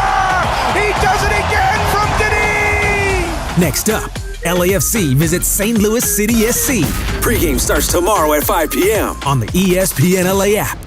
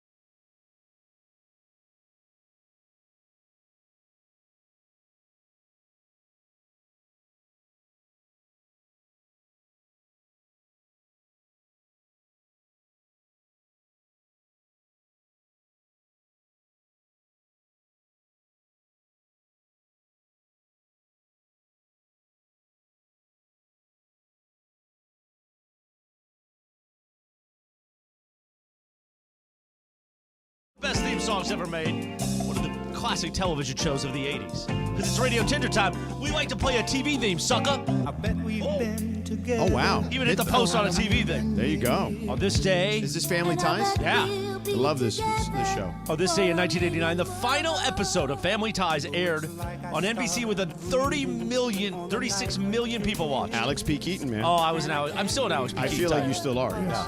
Yeah. If Alex P. Keaton was What do we do, baby, without us? Yeah. What do we do, baby, without us? And there ain't no nothing. What was the parents' name? Elise was the mom. I don't remember. What was her name? And Meredith Baxter Burney? Right, but her character's name was Elise, and then the dad I don't remember. I'm more like the parents. Yeah. Yeah. You're definitely more Alex P. Keaton. Well, I loved Alex P. Is Keaton Bergman so like much. Tina Yothers? I don't know. I want to know about the temperature, though. Anthony in the back of the social team. Let's be sure to cut that up of us singing. Put that in the Mandy's folder, but let's post that. Little nugget today. It's really good. I loved Alex P. Keaton. When I was in 7th grade, every day I wore a tie to school. Did you One really? of those straight ties, those like material straight ties. Yeah, yeah. I thought I was Alex P. Keaton. Yeah. The dad's name was Steven. Steven. Oh.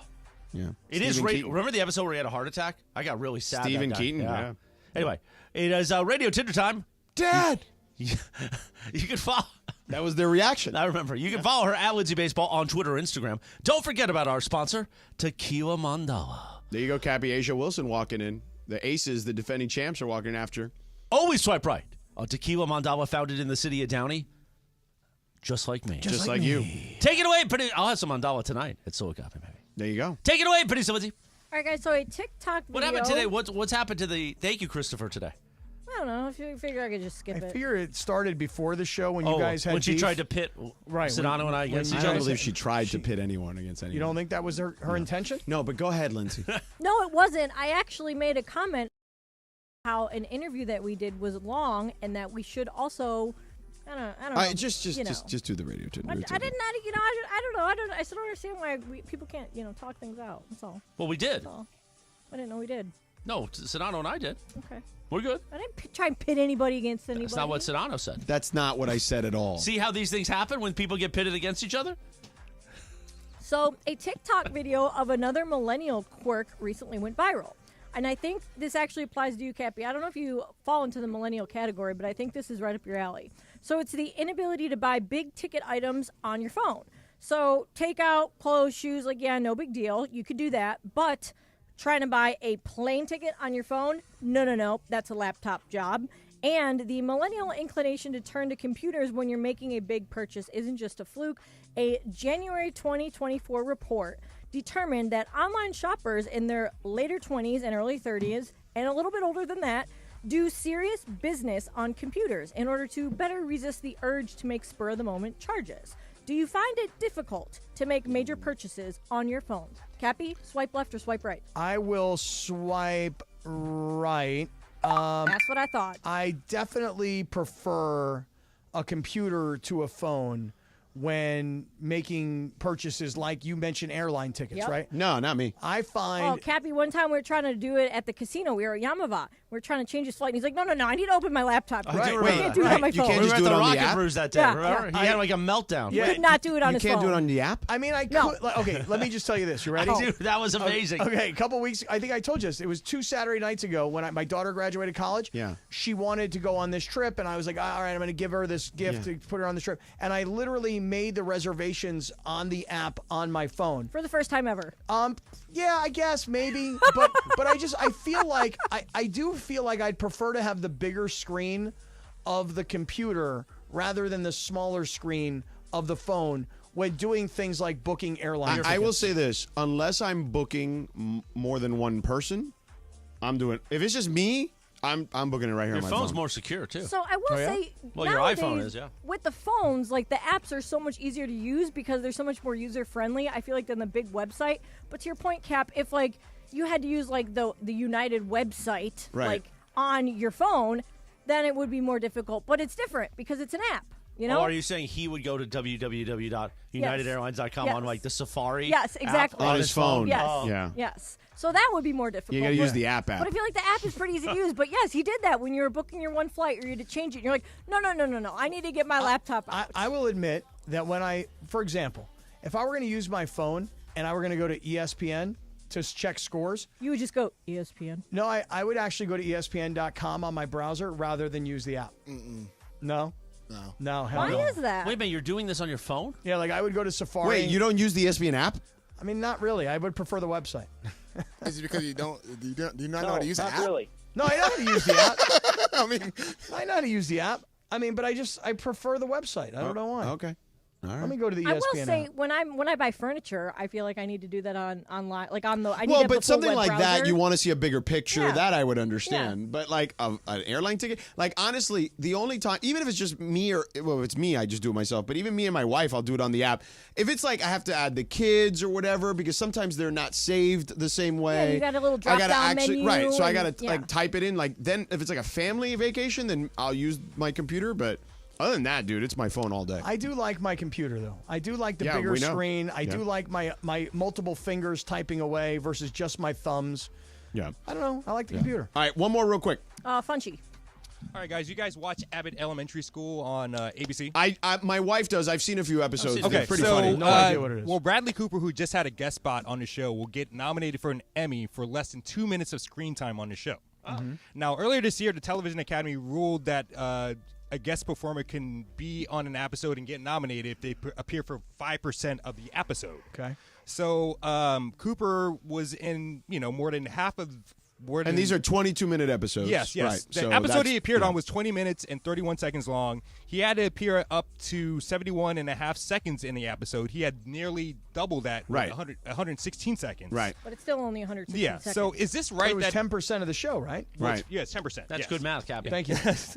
So is this right that Bradley Cooper is getting an Emmy nomination for less than 2 minutes of Yeah, work? I don't love that personally. No offense to Bradley Cooper. I feel like those things should go to people who have longer stints on those What's the shows. Emmy nomination for? Like best supporting actor in a It's like a best guest spot or whatever. Something Well, if like it's that. a best guest spot, then whatever. Right. I mean, maybe he was magical in those 2 minutes. I mean, if you really Saw look the at episode, it wasn't that performance- magical. Speaking No? of magical, Radio Tinder is presented by our friends at Tequila Mandala. Always swipe right on Tequila Mandala, award-winning small batch premium sippy tequila made from the finest mature agaves, available everywhere fine tequilas are sold. Visit their website, tequilamandala.com, and demand the extraordinary with Tequila Mandala. I demand better of the Emmys. I did see that.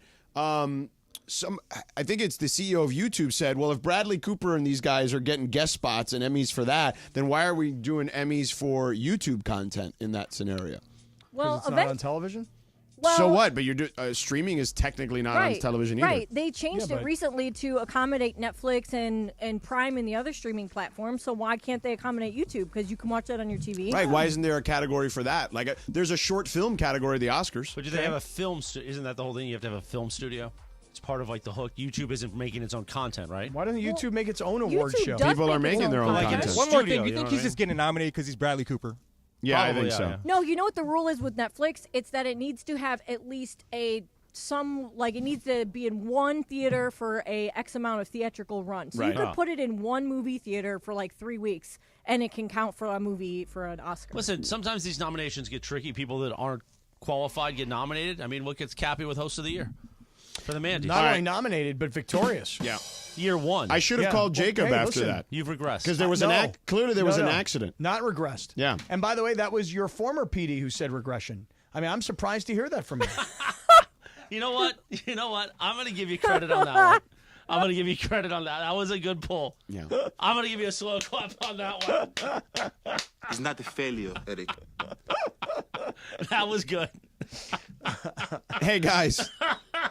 We're going to toast to that one. That was a good pull. All right, look, if you get into an accident, guys, and by the way, at Hooper's X, we will get into the Lakers before we have our friend Avner Gatt stop by. So let's do the Lakers coaching search. Let's have a real conversation about it, okay? If you get into an accident with a commercial van or truck or an 18-wheeler, don't try to deal with the insurance company on your own, man. There's just a lot of stuff going on. So you call Jacob at 844-24-JACOB and tell him Sedano and the folks at 710 sent you. Trust me, the last thing you want to do the next day is accept the first offer that they call you with. Those commercial drivers have special licenses to operate those vehicles. They also have to log their activity on a daily basis with their employer. So if you're injured in an accident caused by an 18-wheeler commercial vehicle, you need to call Jacob at 844-24-JACOB. Tell him Sedano and the folks at 710 sent you. My guy Jacob and his team, they know what to look for, whether the driver's driven too long without a brake or the load he was carrying was unbalanced. There's many ways for Jacob and his team to hold that commercial vehicle company responsible. And by doing so, they're able to get you the medical care and the settlement that you deserve, not the one the insurance company wanted you to take 12 hours after the accident happened. So call Jacob. Guys, a lot of attorneys say they'll fight for you. He'll win for you. So call him at 844-24-JACOB. That's 844-24-JACOB, 844-24-JACOB, or visit him online at calljacob.com.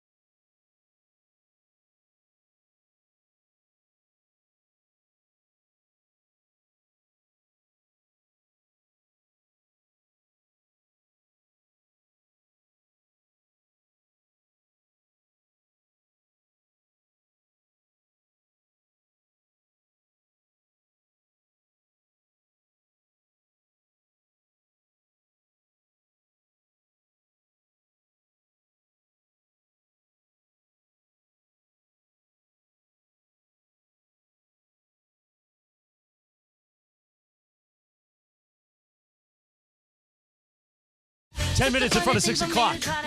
A live imaging Tuesday presented by Kia of downtown LA. Sedano and Kappy.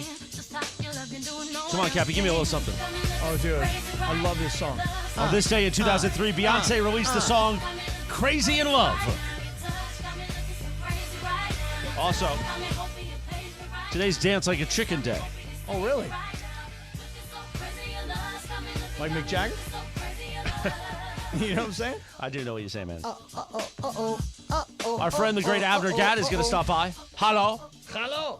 I got to get my Abner Gadd charger he gave us last time because I need to charge my phone while we're in here. That Abner, charger is so incredible. It's the best. It's the best. I actually had two of them. I gave one of them to my daughter who's now traveling, and she's like, Dad, this thing is a lifesaver. It really is. But that's Abner Gadd. He's a lifesaver. Mm-hmm. You know? He is, and I can't wait to see him. He was already gave me the Kappy point. Oh, earlier. he gave you the point? Yeah. Oh, his beautiful wife Nira's here as well, so Yeah. this is going to be fun. Kappy, let's talk coaching here. All right, let's do it. So, Coach K, according to Shams Charania, is assisting the Lakers in this coaching search, which now brings a different layer to the J.J. Redick conversation, okay?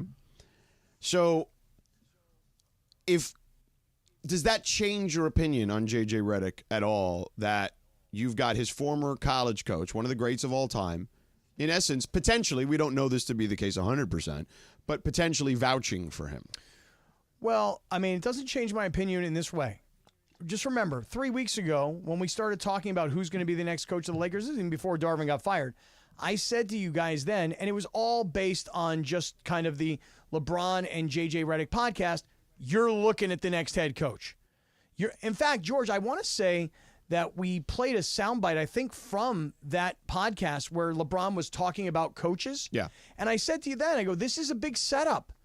This is a setup for what LeBron wants, and he wants J.J. Redick. Now, your question about Mike Krzyzewski.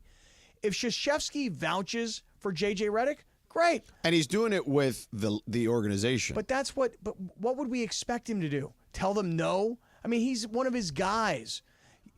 No, you don't think so? Yes, but I mean, I don't think Mike Krzyzewski would say like if he was incapable of it. I don't think he'd be dishonest. I agree, but JJ Redick is capable of potentially being a good NBA coach based on everything I've heard him talk about on podcast, on TV, obvious, and knowing his career as a player. Look, and knowing his pedigree and who he played for in college. Everything says he's been properly groomed to become an NBA head coach. And then, of course, you've got LeBron's blessing. As for Krzyzewski, chances are, this would be a guess, he's probably a paid consultant, number one. And number two, would probably remain on as a paid consultant. In other words, you're not getting Krzyzewski to coach the team. You're getting Krzyzewski's boy to coach the team. And when Krzyzewski's boy needs things that he needs to understand about coaching, who's he call? He calls Coach K because Coach K is getting a consulting fee from the Lakers. Doesn't that all make sense? I mean, it makes some sense. But again, this is the organization also being in on it. Like, you love to just pin this stuff on LeBron, like the Westbrook stuff, and make it seem like the organization has nothing to do with any of this. Okay, let me retort. Okay? Mm-hmm. LeBron sets it up. I want J.J. Redick. But you don't know he says that. No, I don't. I'm giving you a scenario. Right. LeBron has a podcast with J.J. Redick. LeBron is showing off that J.J. Redick is on the same intellectual level when it comes to basketball. That is the setup for this is the guy I want to coach me in the last few years of my career. Then the Lakers are like, uh-oh. So you think they're minding the game by minding the game? Ooh, that was good. Not bad. So then here's what happens. The Lakers are like, okay, well, LeBron's going to push J.J. Redick on us. How's that voice feeling? Is it going? You getting good? Put your hand on your belly? So now the Lakers are like, LeBron's going to push J.J. Redick on us. Okay?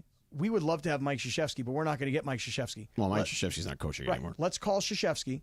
Let's see if he can consult for us so that when LeBron pushes J.J. Redick, we have our backup, meaning we have Coach K on the hotline so that when there's anything going on, it's like calling dad. Coach K is dad and J.J. is the son. And when they got problems or they got anything going on. I don't think that would be – I don't think that part of the equation is far-fetched. What I'm just saying is you tried to make this a strictly a LeBron production, and it's no longer that, if that's the case. If the Krzyzewski part, because of the again, the report from Shams was the Lakers, not LeBron, the Lakers are the ones reaching out to Krzyzewski or having these conversations with Krzyzewski about their coaching search. And when do you suppose that all started? I don't know. Okay, well let's say that wasn't reported either. Let's say the Lakers. But again, now we're speculating. Okay, but let's say that recklessly, let's like continue. You love to. Let's continue to do it. Speculate recklessly. Let's say that you reckless speculator. Let's say a week ago, the Lakers called Krzyzewski. A week ago, the Lakers called Krzyzewski. Maybe it was months ago. Okay, maybe it was, but maybe it wasn't. But let's just go with this scenario. Yeah. A week ago. Hey, Coach K, what do you think about J.J. Redick? Oh, I think J.J. Redick could be a really good coach one day. I really do. Yeah. Well, it seems that the relationship between JJ and LeBron has really blossomed here. Right. And in listening to these two gentlemen talk on their podcast, drinking wine and hanging out, telling everybody they're the smartest basketball guys on the planet, it's become very clear to us that LeBron wants JJ Redick. Coach K, we want to hire you as a consultant because we are going to have a first-time head coach, and we need somebody to back him up. You always say that part to me doesn't make that makes total sense. You always say you got to have like an experienced coach to be an assistant. Bench, okay? yes, on the bench. Well, yes. he's not going to be on the bench, but he's going to be getting calls at halftime. He would need No, he's not getting calls at halftime. Halftime, I'm calling him. He would need experienced coaches on the bench anyway. Okay. Regardless. By the way, any of the coaches that they are talking to, and it's him, Borrego, Quinny. You are a basketball savant sometimes. I called that one too. Well, you just literally asked, who's Spoelstra's lead assistant? I said, who's Spoelstra's lead assistant? You and I said Quinny. And I said, okay, well, he's now a candidate. So Quinny is a candidate. He's getting an interview. Good for Quinny. Mm-hmm. And so it's and Sam Cassell. So those are the guys that we know of at the moment. And all those guys would need experienced guys on their bench because they've never been, other than Borrego, and they've never been a head coach. All right, if you had to set the odds right now, Borrego, Quinn, J.J. Redick, and Sam Cassell. I think the Krzyzewski thing changes the dynamics. Okay. Listen, guys, just everybody live with it. Everybody deal with it, and everybody understand what's going on here. LeBron James is going to play his last year or two or three with the Lakers, and he is going to have the coach that he wants because he's allowed the Lakers to hire coaches in the past, and it's all been a disaster. So now I got to go and I got to get my own head coach. So, Frank, won a championship. Hope you enjoy your ring. Darvin, we went to a Western Conference Finals. I hope you get another job. But this guy right here, he's the smartest basketball guy I know, and he's going to do everything I tell him to do. That's our head coach. J.J. Redick. I got to give credit to whichever camp came up with the let's get the Coach K endorsement in there because that'll kind of make everything smooth. Right, and make everybody happy. Yeah. Yeah, I mean, it's a nice move. It is a nice move. Why don't we get Coach K on? Have Lindsay reach out to him. Lindsay, you got Coach K's number off the top of you got close by? Let me see. You got Coach K's number? I mean, we can get it. I mean, we can get Coach K's number. It's not that hard. I mean, he's pretty available.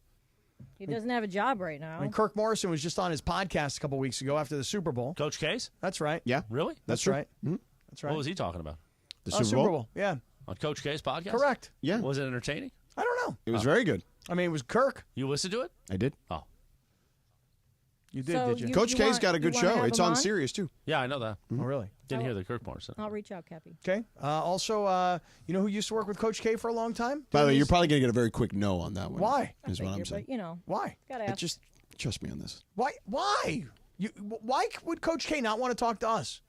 Because he doesn't want to talk about this. Correct. Oh, please. And why would he want to talk to us anyway? It's just like we can't 'Cause have we're J.J. cool. Redick on and be like, J.J. Redick, are you going to be the next coach of the Lakers? Right. You want me to text J.J. Redick to come on so we can Why ask him not? about him being the next coach of the Lakers. Doesn't everybody want George to do that? But you know what we will be talking about You know, tomorrow? I'm going to email JJ. Tomorrow. Yeah, what? I mean, I'm sure there'll be more Lakers, JJ, LeBron going to Cleveland talk. But the LeBron's NFL not going to Cleveland. The NFL schedule is released tomorrow. Yeah. And while Cappy is puzzled why the Cowboys are playing the Browns on week 1, maybe he's even puzzled why the Jets and the Niners are playing on Monday Night Football. No, not puzzled at all. Remember called it yesterday? No, he called it. I called it. know. That's what I was setting up. Oh, sorry. We will be Jeez. talking NFL I mean, we schedule. all didn't realize you were setting us up And the there. Rams schedule comes out tomorrow, 5 o'clock. Don't miss it here on Sedano and Kap. And I'm sure Thursday we'll talk about it on all the shows, or maybe we won't. It doesn't really matter. We'll talk about it at 5 o'clock tomorrow. Okay, excellent. That's a horizontal tease. Now, horizontal with and a little bit of a slant. Slant, Like a little bit of a decline, slant. yes. Yeah. Well, it regressed a little bit, the tease. A little bit, little regression Yeah. on that tease. Yeah. Just a little bit of regression. Caitlin Clark, by the way, 10 points, 6 turnovers now. Go on, Caitlin. What's her second half total? That's what I have on Underdog Sports tonight. Oh, 8 turnovers. Oh, boy. Oh, boy. I Go, mean, it has Caitlin. been a rough Yeah, night. Yeah. Bang. No. Oh, damn. No, it's a rough night. 8 turnovers? Her team stinks. She's awesome. It's the middle of the third quarter. It's not. Yeah, but I'm still in play. She's got 3 second half points. I need higher than 10.5. I'm in play. You got that. Oh, you guys, she's going to start bombing away. I'm in play. Go, Caitlin. Last night, by the way, I almost had it. And SGA, he had 34. I had higher than 34 and a half. Oh, I was screaming for it to go to overtime. But how these guys come up with these numbers that are so right on. Oh, it's They're insane. so good at what they do. Yeah, they Unlike are really you. good. Anyway, Wow. I know. I think Chris is still butthurt from earlier in the day when you ripped him. and then I ripped him back. You ripped him. And then we hugged. He made sure to hug. You notice he apologized first. I said, I'm You sorry. broke. He didn't want to go to war. I just didn't want to deal with the aggravation. I realized he was so hurt about it. I wasn't Good hurt. Lord. I was annoyed. Ooh. It would hurt a little bit. Were you hurt? No, I was annoyed. A little bit. Because he thinks he can just, because we're close, he thinks he can just act like, a young Sid act a fool? like a young Sid Rosenberg in this joint. Really? Can't? We got I definitely don't have a lot in common with him. We got to at least appear to people like Mason Ireland that, everybody's equal. Okay. But then what happened? I was fighting for the man. Okay. 602 at KSPN Los Angeles, a Good Karma Brands radio station. I am the man. Fighting for You the gotta man. read? Fighting for I you, do. Cappy. I Fighting for appreciate it. Mason and Ireland, and fighting for Travis and Sleek. And you know what? Fight for other men, too. Like young men between the ages of 19 and 38. Who want to make some money or maybe help some folks who need the help? Precisely. Yeah. Hey, guys, we at the California Cryobank, we need you guys, okay? And when I say we need you guys, here's the thing. There are people all over Southern California and literally around the world that would love to start a family, but for whatever reason, they cannot make a baby. Look, some people can't stop making babies. Other people can never get one to, they just can't make it work, right? So what we're looking for is we're looking for young men between the ages of 19 and 38 to become sperm donors. If you are able to work in the U.S., you could make up to $1,500 a month, and you can help other people create families and live out their dreams. All you have to do is apply. It's not an automatic. You have to apply. Spermbank.com. Spermbank.com. You might as well get paid for what you're doing at home for free. Spermbank.com.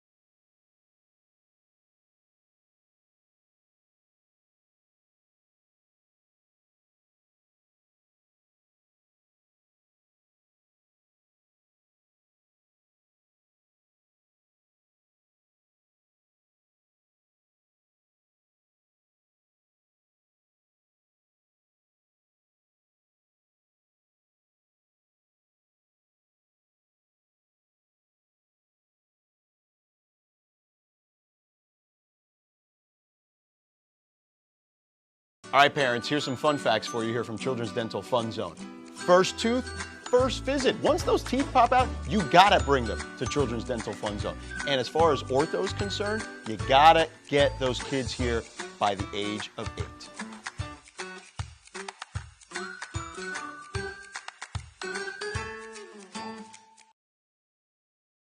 See the general manager, my homeboy Gary, and you say, hey, Gary, I need a new Kia, sucker. And he'll take care of you. Kia of downtown L.A. Meanwhile, it is time for what you need to know. Brought to you by Morongo Casino Resort and Spa. Good times. Less than 90 minutes from wherever you are. Take it away, producer Lindsay. All right, guys. So dating app company Bumble has issued an apology for Timeout. Ooh. 9th turnover for Caitlin Clark. Wow. 30-second timeout or a TV timeout? What are we talking about? Just letting you know. Just a 9th quick turnover for Caitlin Clark. Wow. So one tweeter in the Circle of Trust put this best. It's a lot like a more recent example. I used LeBron earlier. Lonzo Ball had a huge target on his back. And every game, I remember when Lonzo Ball first came in the league with the Lakers, every game, guys were just defending him like it was Game 7 of the NBA Finals. Like, it was nuts. And that's what she's getting right now. It's wild to watch. But go ahead, Lynn. Sorry. So dating app company Bumble has issued an apology for running an ad campaign that seemingly shamed women for choosing celibacy instead of dating. So after updating its app and brand design back in April to try and attract new users who are exhausted from the dating scene, Bumble ran a series of billboard ads containing messages like, quote, "You know full well a vow of celibacy is not the answer," and, quote, "Thou shalt not give up on dating and become a nun." So then, all these people had all kinds of backlash on social media. They were saying that the ads were delegitimizing celibacy as a valid personal choice. So then Bumble apologized this morning.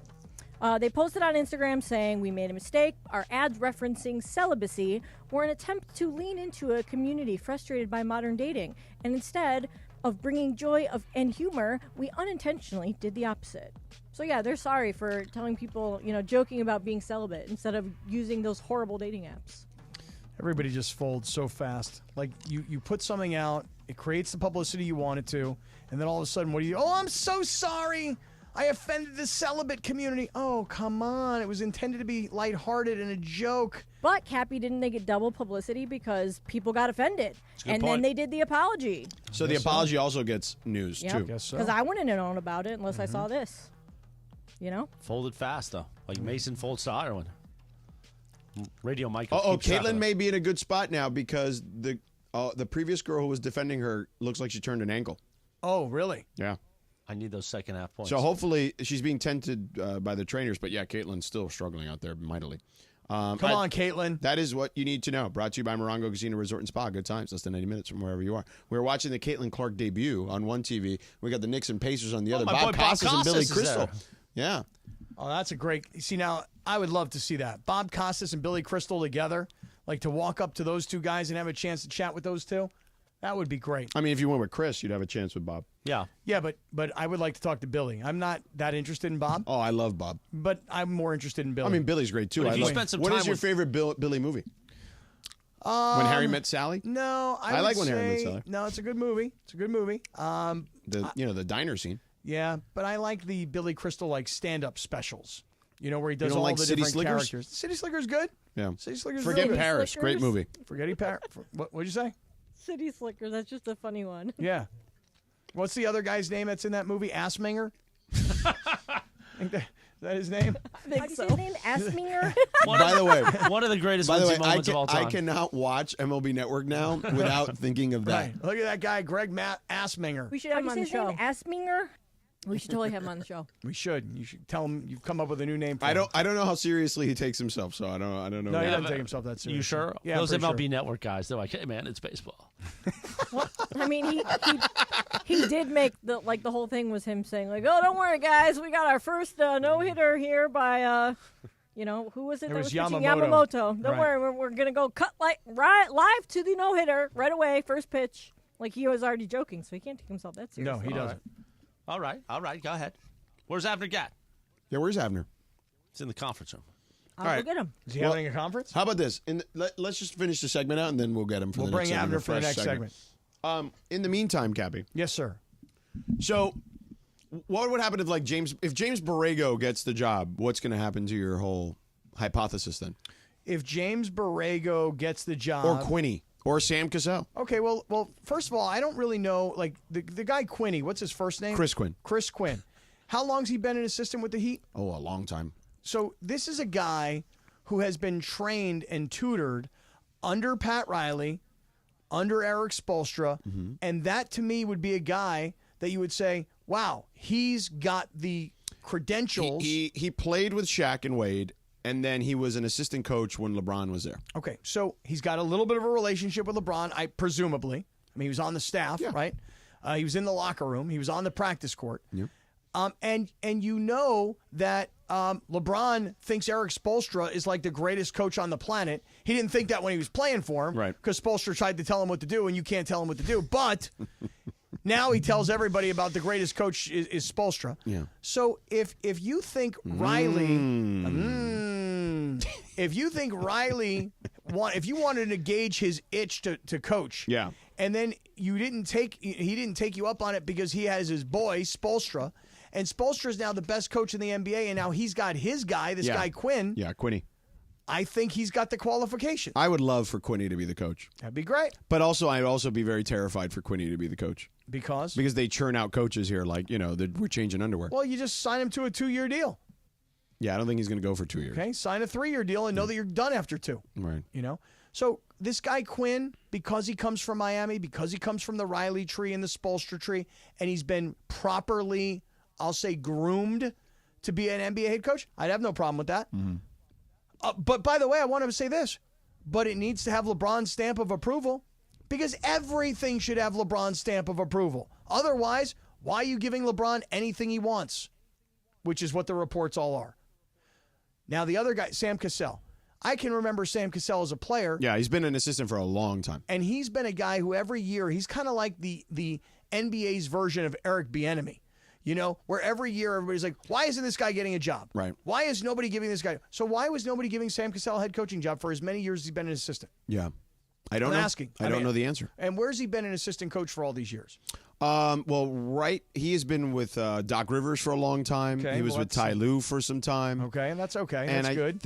I don't remember where he was most recently. Okay. I'd have to look it up. But Sam Cassell had a when I say great playing career, He had a really good playing career. I mean, he's not going to be considered one of the all-time greatest No, players. but of all time. if there was a hall of really good, he'd be in it. Hey, listen. When you play however many years it was, 10, 12, 14 years in the NBA. Oh, dude, he was a baller. You're a good player. He was a baller. And I want to say a champion, too. Right, I see him in like a Houston uniform. You know He's what with I mean? the Celtics. He's with Missoula. He's Missoula's lead assistant. Okay, but as a player, I see him playing for the Rockets. Thank you, Like, D. where do you see him as a player? Rockets, Minnesota Timberwolves. They played the Lakers in the 2004 Western Conference Finals. Him, Latrell Sprewell, Kevin Garnett. Yeah. Spree. Yeah. Spree. What's up, Spree? I think of him Rockets. I think of him there. Yeah. So Sam Cassell, I would say this. Sam Cassell could walk through the door and the Laker players would be like, okay, we know his playing career. We know this guy has paid his dues. This guy has worked really, really hard for years as an assistant coach, and it's his time. And you know what? I think he would be respected. And I think that Laker fans could be sold on Sam Cassell as their next head coach. J.J. Redick's going to be the next head coach. And the reason he's going to be the next head coach is because LeBron has already ordained him to be that. Okay? And to your I love how you make him a minister now. Right. Yeah. Right. Or he is The ministries of the king? of LeBron. That's Yeah, right. yeah. And not only that, but again, you bring up this whole Krzyzewski thing.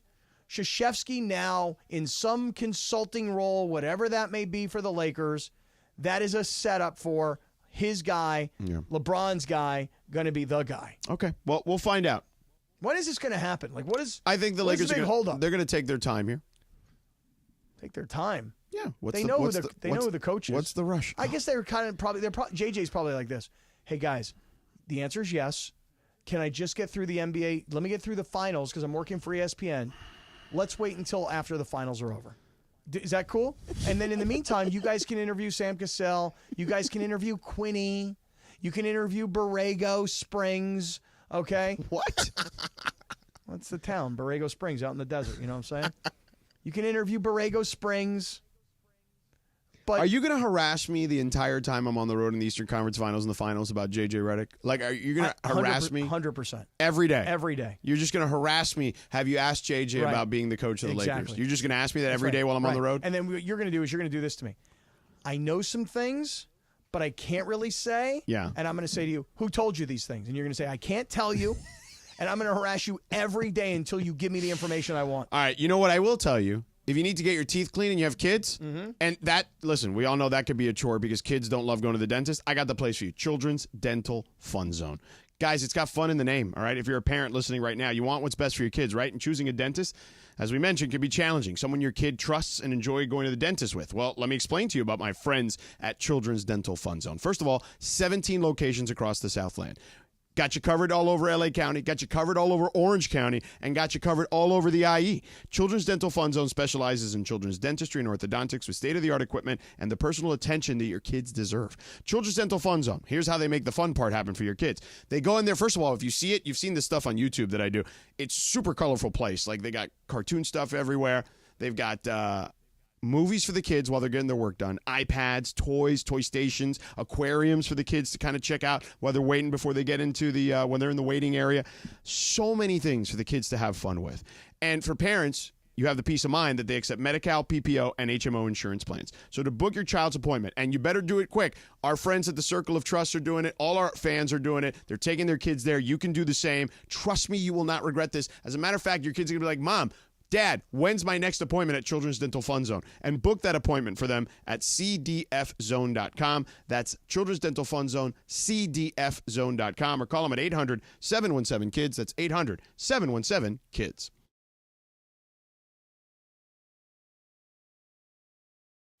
What a time to be black and gold. It's officially official. Olivier Giroud is black and gold. The great French forward, Olivier Giroud, joins LAFC this summer. Let's go black and gold. In the meantime, the connection between Bouanga and Oliveira has been unstoppable. Cuts it in and scores with Oliveira! He does it again from Denis! Next up, LAFC visits St. Louis City SC. Pregame starts tomorrow at 5 p.m. on the ESPN LA app.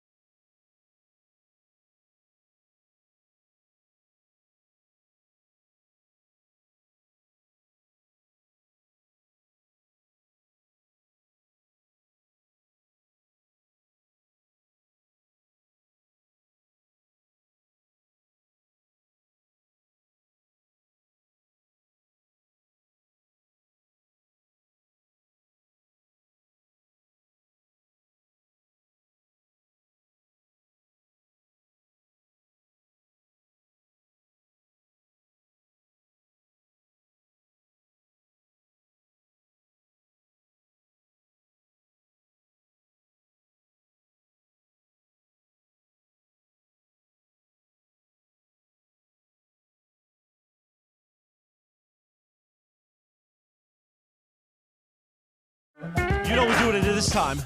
Producer D, Big D, has got some funk to throw down for us. The Producer D rejoin. Take it away, Big D. This song right here, I was trying to figure out the longest what the name of the song was. Because I heard it at the gym this morning. Yeah. And I was the only one that was bobbing my head to this. And I was like, man, I know this song. So I had to go on Shazam, the little app on the iPhone, to kind of, figure out what the name of the song was. And I was like, this is a jam right here. So this is my rejoin of the day. More bounce to the ounce. Roger and Zap. That's right. There you go. Not Zap Cappy's guy. What's the name of this song? More bounce to the ounce. Oh, hell yeah. I would start dancing, but I don't want to scare our guest, the great Abner Gatt. The great Abner Gatt is with us here. He doesn't want to see me grind it. Nah, you don't want to do that. Abner, do you want to see it? Why not? Why not? Well, see, you want to do it? I think you should show Abner the moves. Should I dump truck you? You want me to dump truck you? No, don't dump truck Abner. I won't dump truck Abner. No double dump truck on Abner. Nah, if we were doing a dump truck, I would do it. It's but too no. important. Now, Abner Gatt is coming in studio. Abner, first of all, hello. Hello. Hello. How are you, man? Thank you for having me. Yes, sir. A little closer to the mic. We'll get you right into that mic. There we go. There we go. Now, Abner is wearing his sunglasses in studio for a live imaging Tuesday. Right. Okay. Big D got on his goggles over there, right? Sir. Christopher got on his. And Abner, what did you say to George Sedano over here? I don't know. It seems like he doesn't fit. Why? Well, you got some extra sunglasses? You know I do. Okay, well, there you go. You know I'll I throw do. them on. Throw on those blenders There you right go. there, There you sucker. Are they the ones I like? Those are the really good ones. Those Yeah, are my the blue brand new ones. I Yeah. like those a lot. There you go. Here you go, Abner, just Abner, for you. Look at Thank this. you. Appreciate it. There See you go. that? Ooh. I think they need to be cleaned, but it's okay. Tell I'll me, clean Cappy, you always, when there is a new guest coming in, you give him the worst chair in the studio. It's like, I feel like I'm going to be on the floor. Well, you want me to very soon. adjust your chair? No, I'll no, adjust your don't, chair. don't. You are I'm our just, guest. I'm just, I'm I just want you to be going happy. yeah, I just would like to make sure that future visitors are being aware. Do you want to know what happened? The champ broke it. Earlier today, the champ broke the chair. Yeah, we had the AEW wrestling champ in here, Swerve Strickland. So, he is a big guy. Right. You know? And I won it. And you won it? Oh, no, I won. You won. You won ended the- up with you the won short the end of the high chair. stick, right? Yeah. Yeah. Because you sat in the chair the champ sat in. Yeah. Right. And he was a big dude. So, Abner, we are all here at the radio station very appreciative because last time you were here, you came in with gifts for everybody. And when you give somebody a promotional gift, if it's not something that people will use, they will throw it in the garbage. No, and but then it's a everybody big- uses this thing. It's a big waste of time and it's a big waste of money. Abner gave us this block that is a battery charger. Mm-hmm. So it's got a USB-C. So I have the new iPhone, so I Right. need the USB-C. And It's got about the- time. He had the old iPhone for he was like iPhone 11. We're like on iPhone iPhone 11. 15. Right. It doesn't need a phone. Yeah. Right. Yeah. Believe me, I wish I didn't have one. But it's also got, what do you call the old iPhone? The Lightning. The Lightning. Okay. So it's got the USB-C and the Lightning. So I find myself charging my phone and my AirPods at the exact same time. Now, do you know why he was smart enough to do that? Because before, and this is why Abner Gatt is great, because before Apple went to USB-C, Android phones were USB-C. Yeah. So regardless of what kind of phone you had, Abner Gatt had you covered. Covered. 100%. So when you're sitting around, somebody must have sold this concept to you. Abner, you got to have promotional items. And did you decide on this amazing block? Because we all use them. We love them. I have my kids that they do all the decisions. They do. I'm just here in the studio. Well, if it's like my house, my kids make all the decisions too. I just pay for everything. Yeah. Is that the same deal? Yeah, it's in your home. It's the same. Like you open the door and all these boxes from Amazon are there. Right. And you know that you did not order anything, but the only thing that you are sure that you paid for it. Right. Yes. Exactly. No question. Yeah. Right. It'll come right out of your bank account every time. Right. It has all my daughter's names on all these boxes, and I'm like, I don't know what any of this stuff is, but I know who paid for it. Yeah. That's exactly But you know right. when he is making decisions? When people call him and he says, hello. That's Yeah, right. There you go. Then he's making the decisions. Yes, I'm making the decision what to tell them. That is true. Well, what is, like, I always say to people, you should call if your insurance company doesn't want to pay you what it's going to take to fix the damage after a major problem, like a flood or something in your house. But last time you were here, you actually said people should call you right away. What do you want people to do? My best clients are the people that call me immediately when the disasters strike. And they basically tell me what happened, and I give them the best advice that I can what to do next. Which is? It's depend what's happened. You Okay. know, some people think that every incident is a covered loss, which is not. And some incidents are so small that it's coming under your deductible, and suddenly you have a claim on your record, and the insurance company paid you nothing. And with the environment that we're in right now, with the insurance industry in California, the insurance companies will not renew you. Sometimes they will not renew you if you have one claim or two claims on your record, and you are bye-bye. I hear this all the time, by the way, because I hear from people that say, I can't get homeowners insurance. I live in a fire zone. They won't insure me. People I know are selling their houses and moving out of the state because their homeowners insurance may have gone from $1,500 a year to $10,000 a year. You bet. What is going on out there in this industry, the homeowners insurance industry? Craziness. Just craziness, People, many people, after they listen to your show, they think that I can save them from being dropped by their insurance company, which I can't. I'm not there yet. But they call to complain. What should I do in order to change it? And I'm saying, I have no answer for you. You need to call the California Department of Insurance and ask them, what they are doing for you in regarding to that. But it's a disaster, It's like insurance companies are dumping people left and right. Wow, that sucks. Yes, it is. That really sucks. And it's hard. It's hard to find homeowners insurance out there now, Yes. Especially you got a big disaster. So people, give me an example of like when people call you, like when they do have a legit disaster, like what has happened? Okay, so when you're saying a legit disaster, if you would like to ask me what is like the situation that I'm almost for sure, this is a covered loss. What is the most common thing that you end up working on that people call you about that ends up, is there one particular incident that ends up becoming the most common of them all? Okay, so my specialty is water damages. Okay, there you go. And, but there are so many water Sure. damages. But, the deal is that people needs to understand a few things. First of all is that the insurance company, they are not your maintenance company. They are not there to maintain your home. You need to take care of your home to a point that you that you make sure that incidents will not happen. No negligence, right? No, you need to maintain it. You need right. to maintain your home to a Right. point that it's safe to live there, and there will be less and less disasters. That's one thing. But the biggest things of all is the fact that homeowners insurance companies, they will consider a claim or to pay a claim when it is sudden, accidental, and one-time occurrence. When a client calls me and says, I have these things, it's happened every Saturday, I get this leak from the second floor bathroom to the kitchen, I know that most probably it's not a covered loss because it's happening time and time again, and the insurance companies has a very express exclusion in the policy for something that it's repeated. If it's repeated seepage and leakage, it's excluded from coverage. And people don't understand it. They call me with all kinds of stories, it's like, they believe that if they will use the word mold, suddenly their claim is going to double, triple, and quadruple in value.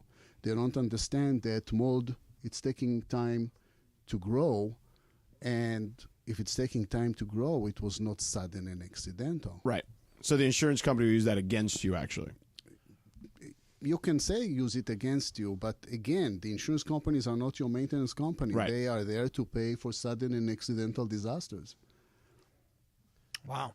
But sometimes people just want to call and say hello. You know what I mean? Yeah. They just want to hear your voice, Abner, because Right. we talk about you so much on Right. the radio. Yeah. They just want to Hello. call up and say, hello, Abner, Yeah, what's yes, going on? What's yes, shaking? Yes, they are, and I'm there to answer the phone. And I say, hello. But the key is, if all of a sudden Cappy wakes up tomorrow morning and BAM! He seems water damage, he should call you right away before he calls the homeowner's insurance company, right? He better call me just to discuss it, so I will tell him what I think Especially about it. a guy like and- Cappy that's not the smartest, tool in the shed. You know what I mean? But No, he's a good guy. We love him. Yeah. But people should call you first. People should, first of all, they should make sure that their family is safe. So if there is any water on the floor, they better go ahead and switch the electricity so nobody will get a shock.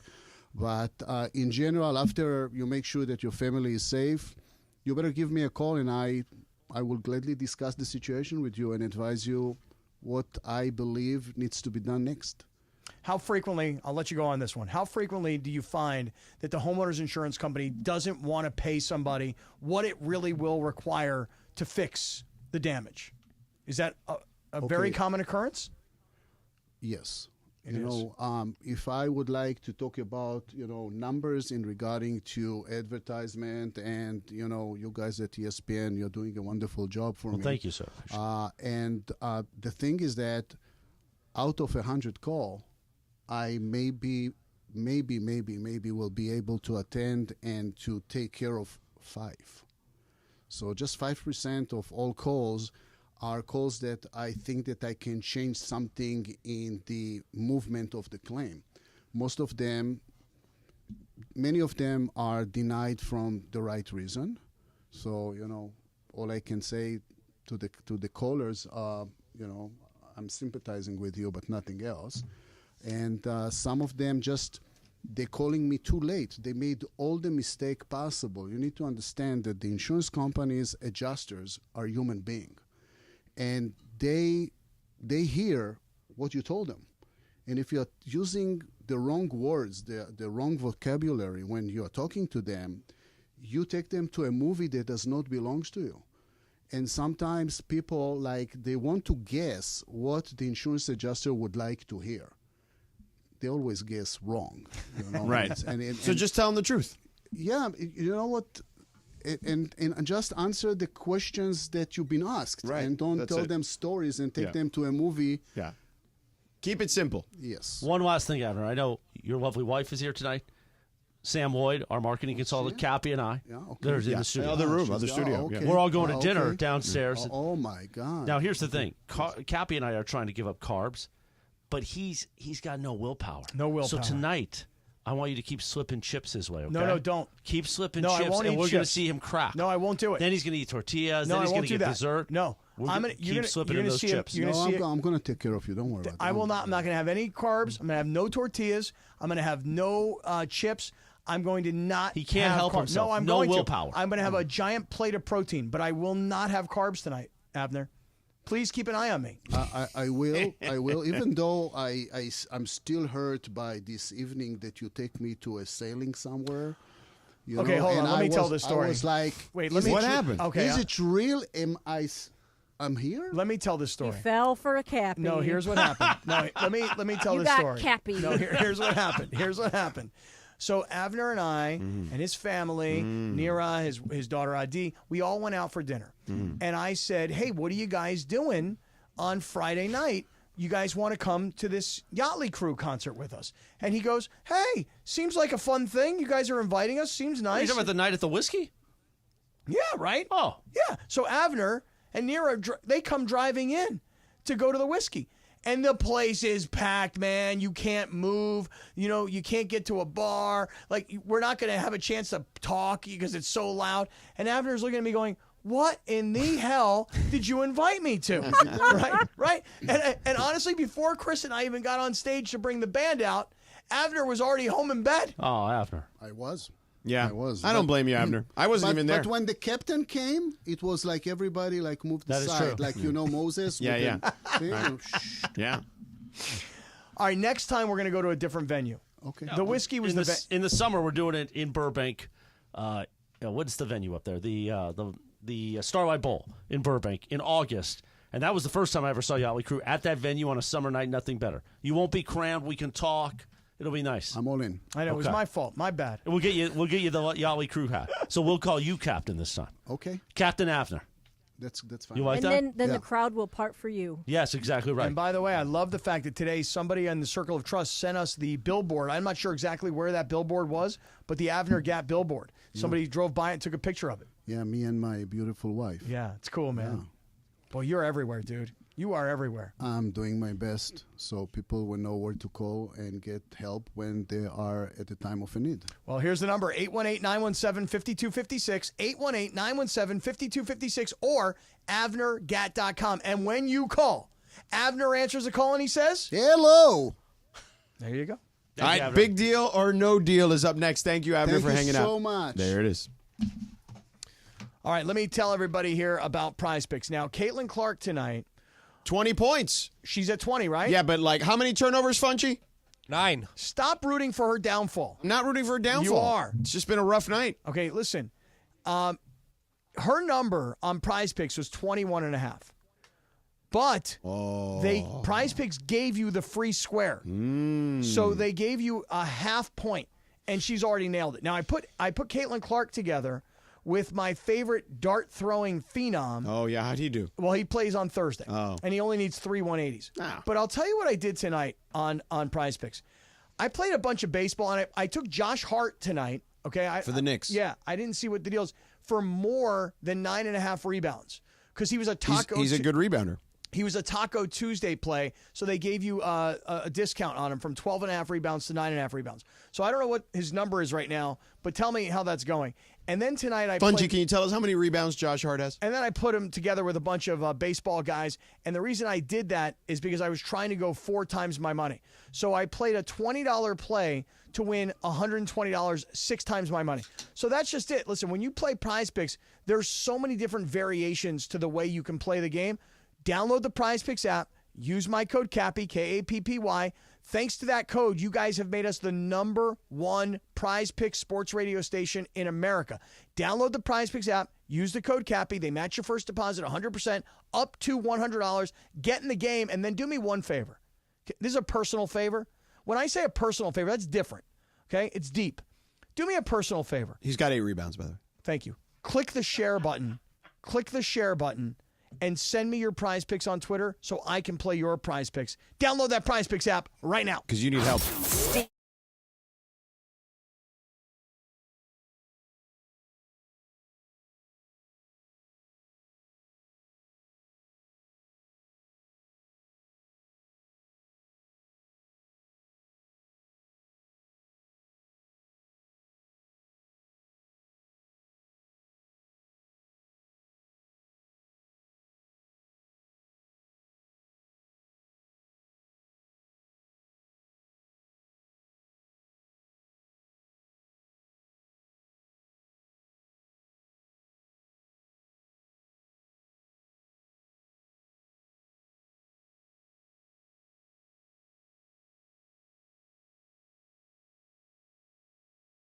What a time to be black and gold. It's officially official. Olivier Giroud is black and gold. The great French forward, Olivier Giroud, joins LAFC this summer. Let's go black and gold. In the meantime, the connection between Bouanga and Oliveira has been unstoppable. Cuts it in and scores! It's Oliveira! He does it again from Denis! Next up, LAFC visits St. Louis City SC. Pregame starts tomorrow at 5 p.m. on the ESPN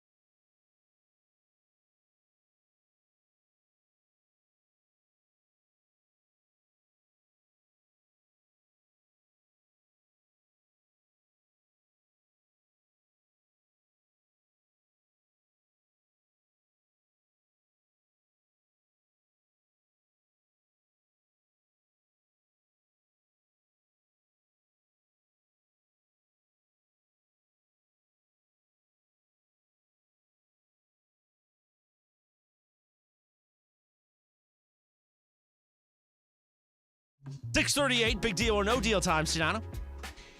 Big deal. AEW is coming to town on May 29th at the Kia Forum, May 30th out in the Palm Desert. Where, Big D? At the Acrisure Arena. There you go.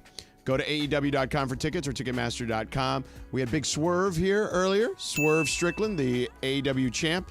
We spoke to Tony Khan. You may know that name because his father is Shad Khan, who is the owner of the Jacksonville Jaguars. And Tony, his son, has started AEW, and we had a chance to chit-chat with him here. Let's listen in to Tony Khan, who joined us earlier. All right, AEW is going to be in the house May 29th at the Kia Forum, May 30th out in Palm Desert. Go to Ticketmaster.com or the AEW website for tickets. Look, we've had so many cool people roll through here, Cap, due to AEW, right? We've had Chris Jericho twice, right. The Stinger, we had Paul White, but now we got the man who put it all together, Tony Khan, joining us here. Tony, thanks for gracing us with your presence, man. Appreciate it. Thank you. Thanks for having me on today. Yeah, for sure. So let's start here because I think that, I love that you started this company several years ago because it gave, I think, the wrestling world an outlet, right? Where it felt like, after WCW went away, it was all WWE, and I felt like it wasn't good for the business. I always feel like competition is good for everything. What made you want to get into this business? Well, it was right there in L.A. where I first had the idea, first had the conversation. My friend Kevin Riley was the president of TBS and TNT at the time, and I was at a party in Beverly Hills with Kevin, and I thought there was a great opportunity to bring wrestling back to TBS and TNT, and that's exactly what we've done. We've got a great show coming May 29th to the Forum, and like you said, May 30th in Palm Desert, and you can watch the show every Wednesday, including tomorrow night on TBS. It's going to be a huge show tomorrow and every Wednesday, and we're doing really exciting things in AEW right now.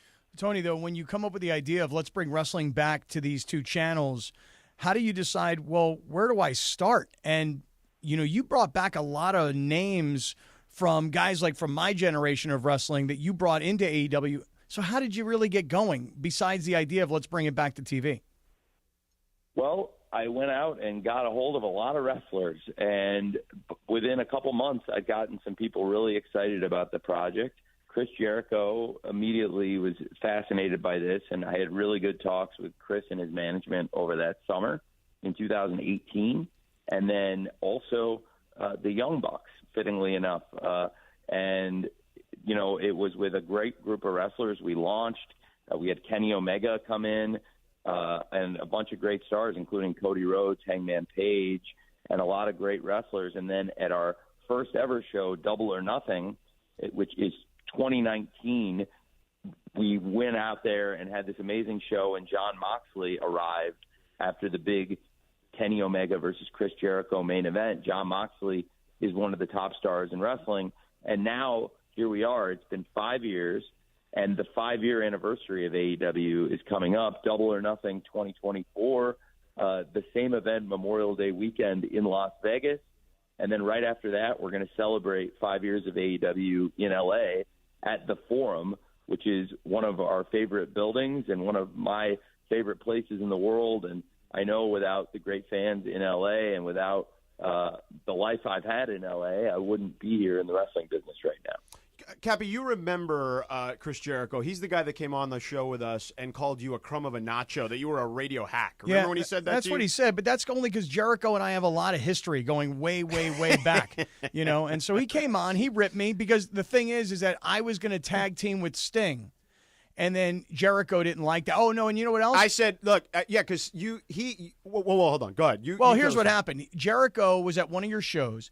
I want to say in Cleveland or something like that. Right. And he wound up ripping LeBron. Yeah, right. Right. And then I said he needed to come back out here to L.A. and rip LeBron or something. And he just was like, oh, okay, Mr. Radio Hack guy, Mr. Crumb of a Nacho.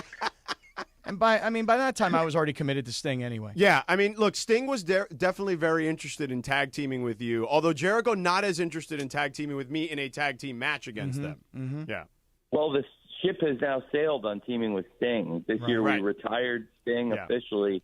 He went undefeated in AEW.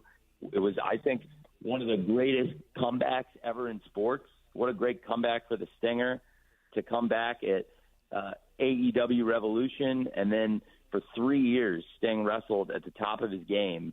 I think it's one of the greatest comebacks we ever saw in sports, the Stinger, in his 60s, coming back to wrestling and not missing a step. And fittingly enough, again, to make a Hollywood comparison here, I felt like Stinger was like the Tom Cruise of wrestling. He had this comeback in his 60s that was really him at the top of his game, doing his best work. And also, like Tom Cruise, Sting became a psychotic stuntman late in his career and started doing all of these crazy stunts. And we saw Sting jump off more balconies, go through more tables and off the ladders more in the past 3 years in AEW than in the prior 30 years combined. Tony, when you're a little kid and you're a wrestling fan, I know I've heard you say before that you used to do like tape trading in Japan with Chris Jericho. Do I have that right? That is correct. I traded tapes of Chris Jericho when he was in Japan. I'm not with Chris. No. But I traded to get tapes of Chris Jericho in Japan. The reason I ask is this, because if you're a young guy and you're at a party and you say, hey, let's start a new wrestling league, you obviously had to have inspiration from somewhere. So as a kid, besides trading tapes of Jericho, who were the other wrestling stars that you grew up on, that you loved, that inspired you to even want to do this? There are a number of great stars that inspired me to want to get into the wrestling business. For me, it started with when I first saw it, it was Sergeant Slaughter on G.I. Joe and Hulk Hogan on the A-Team were stars on shows I watched as a kid. And then I started watching wrestling, and I loved it. And my favorite wrestlers immediately were Ricky Steamboat, the Macho Man, Ric Flair, and Sting. And have gotten to work with a lot of those guys, including at Sting's last match. We had Sting and Ric Flair and Ricky the Dragon Steamboat, some of the great legends of wrestling, and we sent Sting off into a great retirement. We still have a great roster. I say AEW is where the best wrestle, and tomorrow night on TBS, we're going to really exemplify that. Coming up tomorrow on TBS, we have top to bottom some of the biggest names in all of pro wrestling fighting on the show, and AEW is where the best wrestle, and I think every week on TBS and TNT we show the fans that.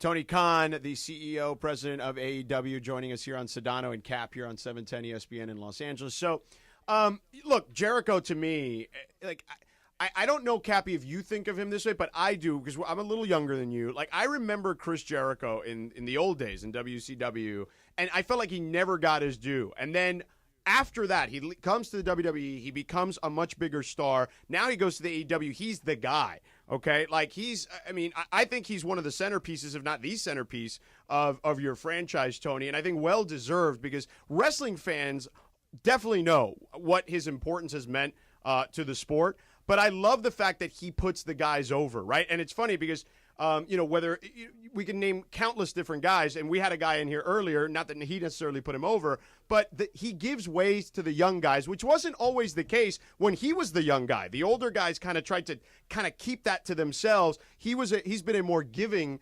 personality in that sense. We had Swerve Strickland in here, had to show Cap how to do some stuff because Cappy thought he could out wrestle your champion. Well, I did think about a Boston Crab that I was planning on putting on him. Right, then he just literally looked at you and you cowered and you soiled yourself. Yeah, but did you see my gear? You saw what I was wearing today. I did. You looked the part, but you definitely weren't the part. Yeah. But nonetheless, he tried to take it to him. Like, he stood up to him a little bit. Maybe you need Cappy as like a manager or valet to kind of keep you from being attacked next time.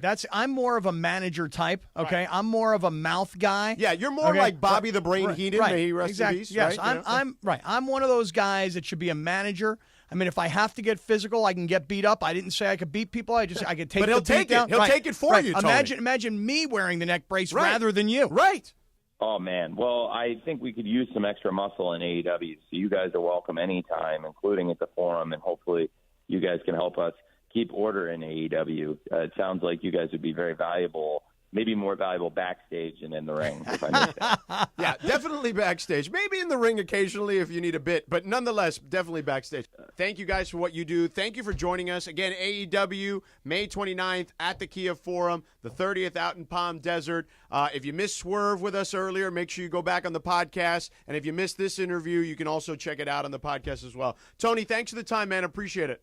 I appreciate you guys, both you guys. Thank you very much, Scott and George. Thanks for having me on, and hopefully see you guys at the forum. And I'd love to stay in touch and catch up with you guys more often. This is great. Absolutely. Sure, dude. We'll do it for sure. The man is committed to the bit, Christopher. A man after your own heart, Tony Khan. At least somebody's committed to the bit around here. You know what I'm committed to? What? I got Underdog Fantasy Fever. And you got the Caitlin Clark second half. I got the Caitlin Clark second half. Yeah. Now, I just need Siakam to stay lower than 11 second half points. And right now, I believe he's got 0. So we're on a good run so far. I mean, it's And only midway through the third. I took another scorcher tonight. Anthony Edwards, higher than 34.5. He's Now, gonna listen, need it.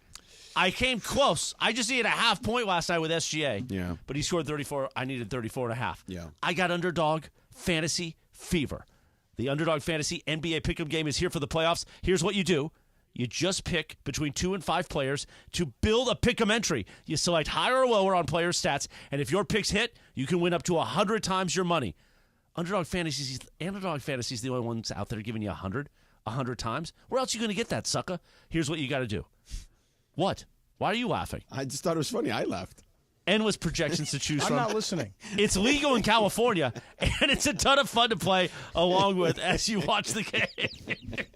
And we broke him. The way Ireland breaks mace, we broke him. He's so used to go sniping at you that it was me who actually who had the funny Underdog is super easy to play, and it's even easier to get started. Just go and get their mobile app or UnderdogFantasy.com. Sign up with the promo code. Here's the important part. 710, promo code 710, and Underdog will give you a mystery special pick to use on your first pick'em entry and a deposit offer. That's Underdog Fantasy, promo code 710 to claim your new customer special of a mystery player pick and your deposit offer. I heard from the great Omar Lopez today. He sent me his picks. I didn't copy them, but maybe tomorrow. Yeah, I wanted to do my own. Must be 18 plus and present in a state where Underdog Fantasy operates. Terms apply. Concerned with your play? Call 1-800-GAMBLER or visit www.ncpgambling.org. Underdog Fantasy. Get that fever like me, and then you'll be beautiful, man. Short break. Then we're going to close this thing out. We'll walk you up to coverage. I'm going to explain how Cappy is also a football savant. Hey, now. That's next. Yo.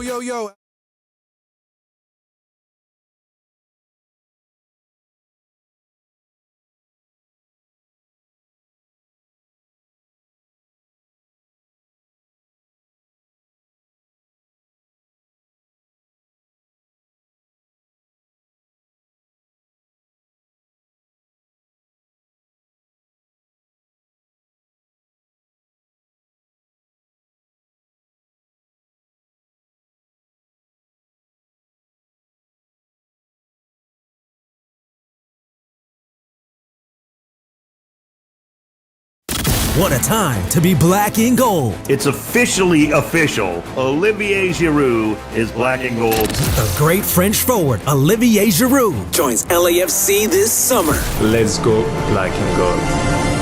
In the meantime, the connection between Bouanga and Oliveira has been unstoppable. Cuts it in and scores with Oliveira! He does it again from Denis! Next up, LAFC visits St. Louis City SC. Pre-game starts tomorrow at 5 p.m. on the ESPN LA app.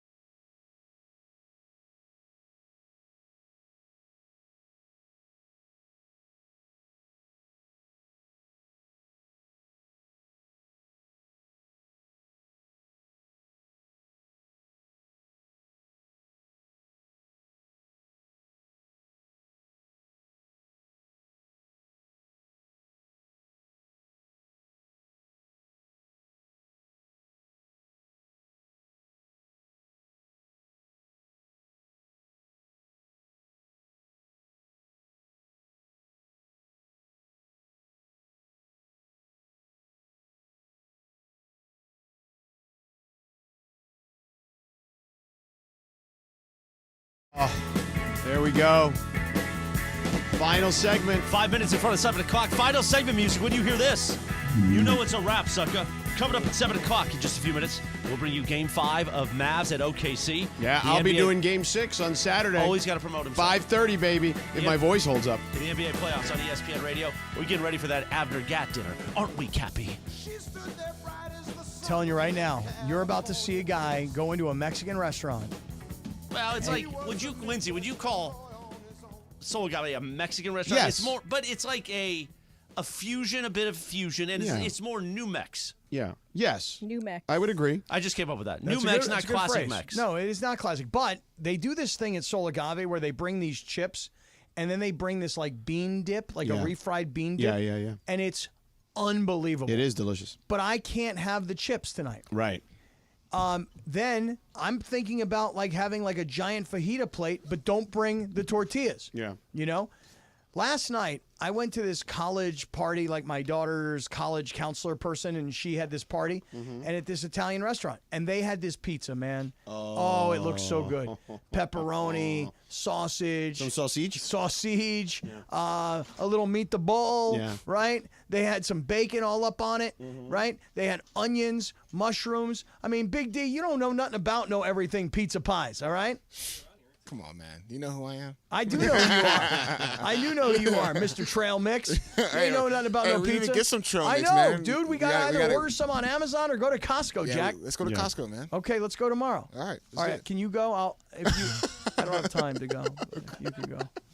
I got you. All right. You fly, I'll buy. I got you. All right. So anyway, I stayed away from this pizza last night. I was so proud of myself. I had chicken skewers. And then when I left, I was like, okay, I ate dinner. I had 3 chicken skewers, a couple of these little mushroom thingies, a couple of little tomato things. I'm done, man. Yeah. And then I had blueberries for dessert, okay? Yeah. Blueberries. Blueberries have carbs. I understand. Yeah. But I'm trying to clean it up. I finally have looked at myself, and and it wasn't even looking in the mirror. It was looking at the side of me. And you're like, ugh. I'm like, I'm disgusting. Yeah. Put it this way. I can't tuck my shirt in. Okay? I can't tuck my shirt in.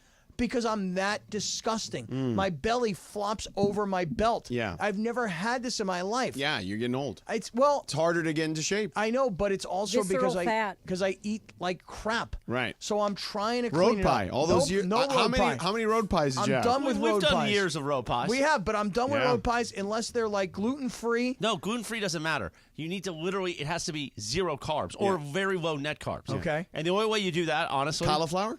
No, that's got carbs. Yeah. So here's what you do. Okay, tell me. You get a low-carb tortilla. All right. Like the net zeros, or those are really small. You can get the low-carb ones. Net so they have, zeros like- are good. They have Okay. 2 net carbs. Okay. You make I think, Lindsay, you told me about this. You get the sauce with the no sugar added, and you make your own little pizza either in like a toaster oven or an air fryer. That's what we And use for the tacos at home, the net carbs. Yeah, you get the no carbs. taste. See, for us, we're addicts, Cappy. Right. That's true. We just need the taste. Yeah. You That's don't right. need a whole pizza. You just need the taste. A little taste. I know. Right? But like tonight, if I give myself like 1 tortilla, Oh, it's over. then it's I'll 20. eat a basket. and then I'll ask for another basket. Yeah. If You you're know? going to do it, have the corn tortillas. Yeah. They're not as bad. But I don't even want it. Listen, Then don't do it. Then don't open Don't the do gate. flour tortilla. I'm doing because no, the white flour is the no worst part. tortillas, no chips. I bring me a big giant plate of protein. I'll eat a salad. Okay, but Get the no. carne You don't need the asada. bed. You don't need the bed. Lower the bed. You're gonna tell us when we feel like we're ready to go to the game, and we'll pot it up. Yeah, when the game is ready, tell us. Just play it They in queue. make what is it? The braised beef, I think. Captain? Are we doing this extra time on YouTube? Yeah, is this going on YouTube? Yeah, it is, It's, actually. It's 7:01. Okay, because it's 6:59:40. Listen, It's Mr. 7 o'clock. 51 Days, you got nothing to stand What on. I want to know, what's today's date? Today is May 14th. Yeah. What do I really have left? 51, he says. I don't think he's right. 7 o'clock. By the way, you're a football savant. You predicted yesterday when we said, hey, like what time? By the way, you're listening to KSPN Los Angeles. there we go. A good we Karma asked Brands you, radio station. Yes, we asked you, like let's get your dream matchup or your predicted matchup for Right. the opening week for these different teams that we follow here. The Rams, the Chargers, the Raiders, and the Niners. And you predicted the Niners properly. I said Niners Jets. Yeah. Because I looked at their schedule, who they had at home and who they have away. And I said, you know what? Aaron Rodgers back to the Bay Yeah. with the Jets Right. coming off the Achilles tear. Right. That would be a compelling opening game. Right. See, like, I don't understand Cleveland, Dallas. Like, I don't really understand that, you know? We 'Cause- should have like a sweeper that goes, Sedano and Kap, bonus time. Yeah, it is bonus time, isn't Bonus time. it? Yeah. Yeah, it is. So we're gonna be tossing it to the ESPN pregame because there's Is the pregame going?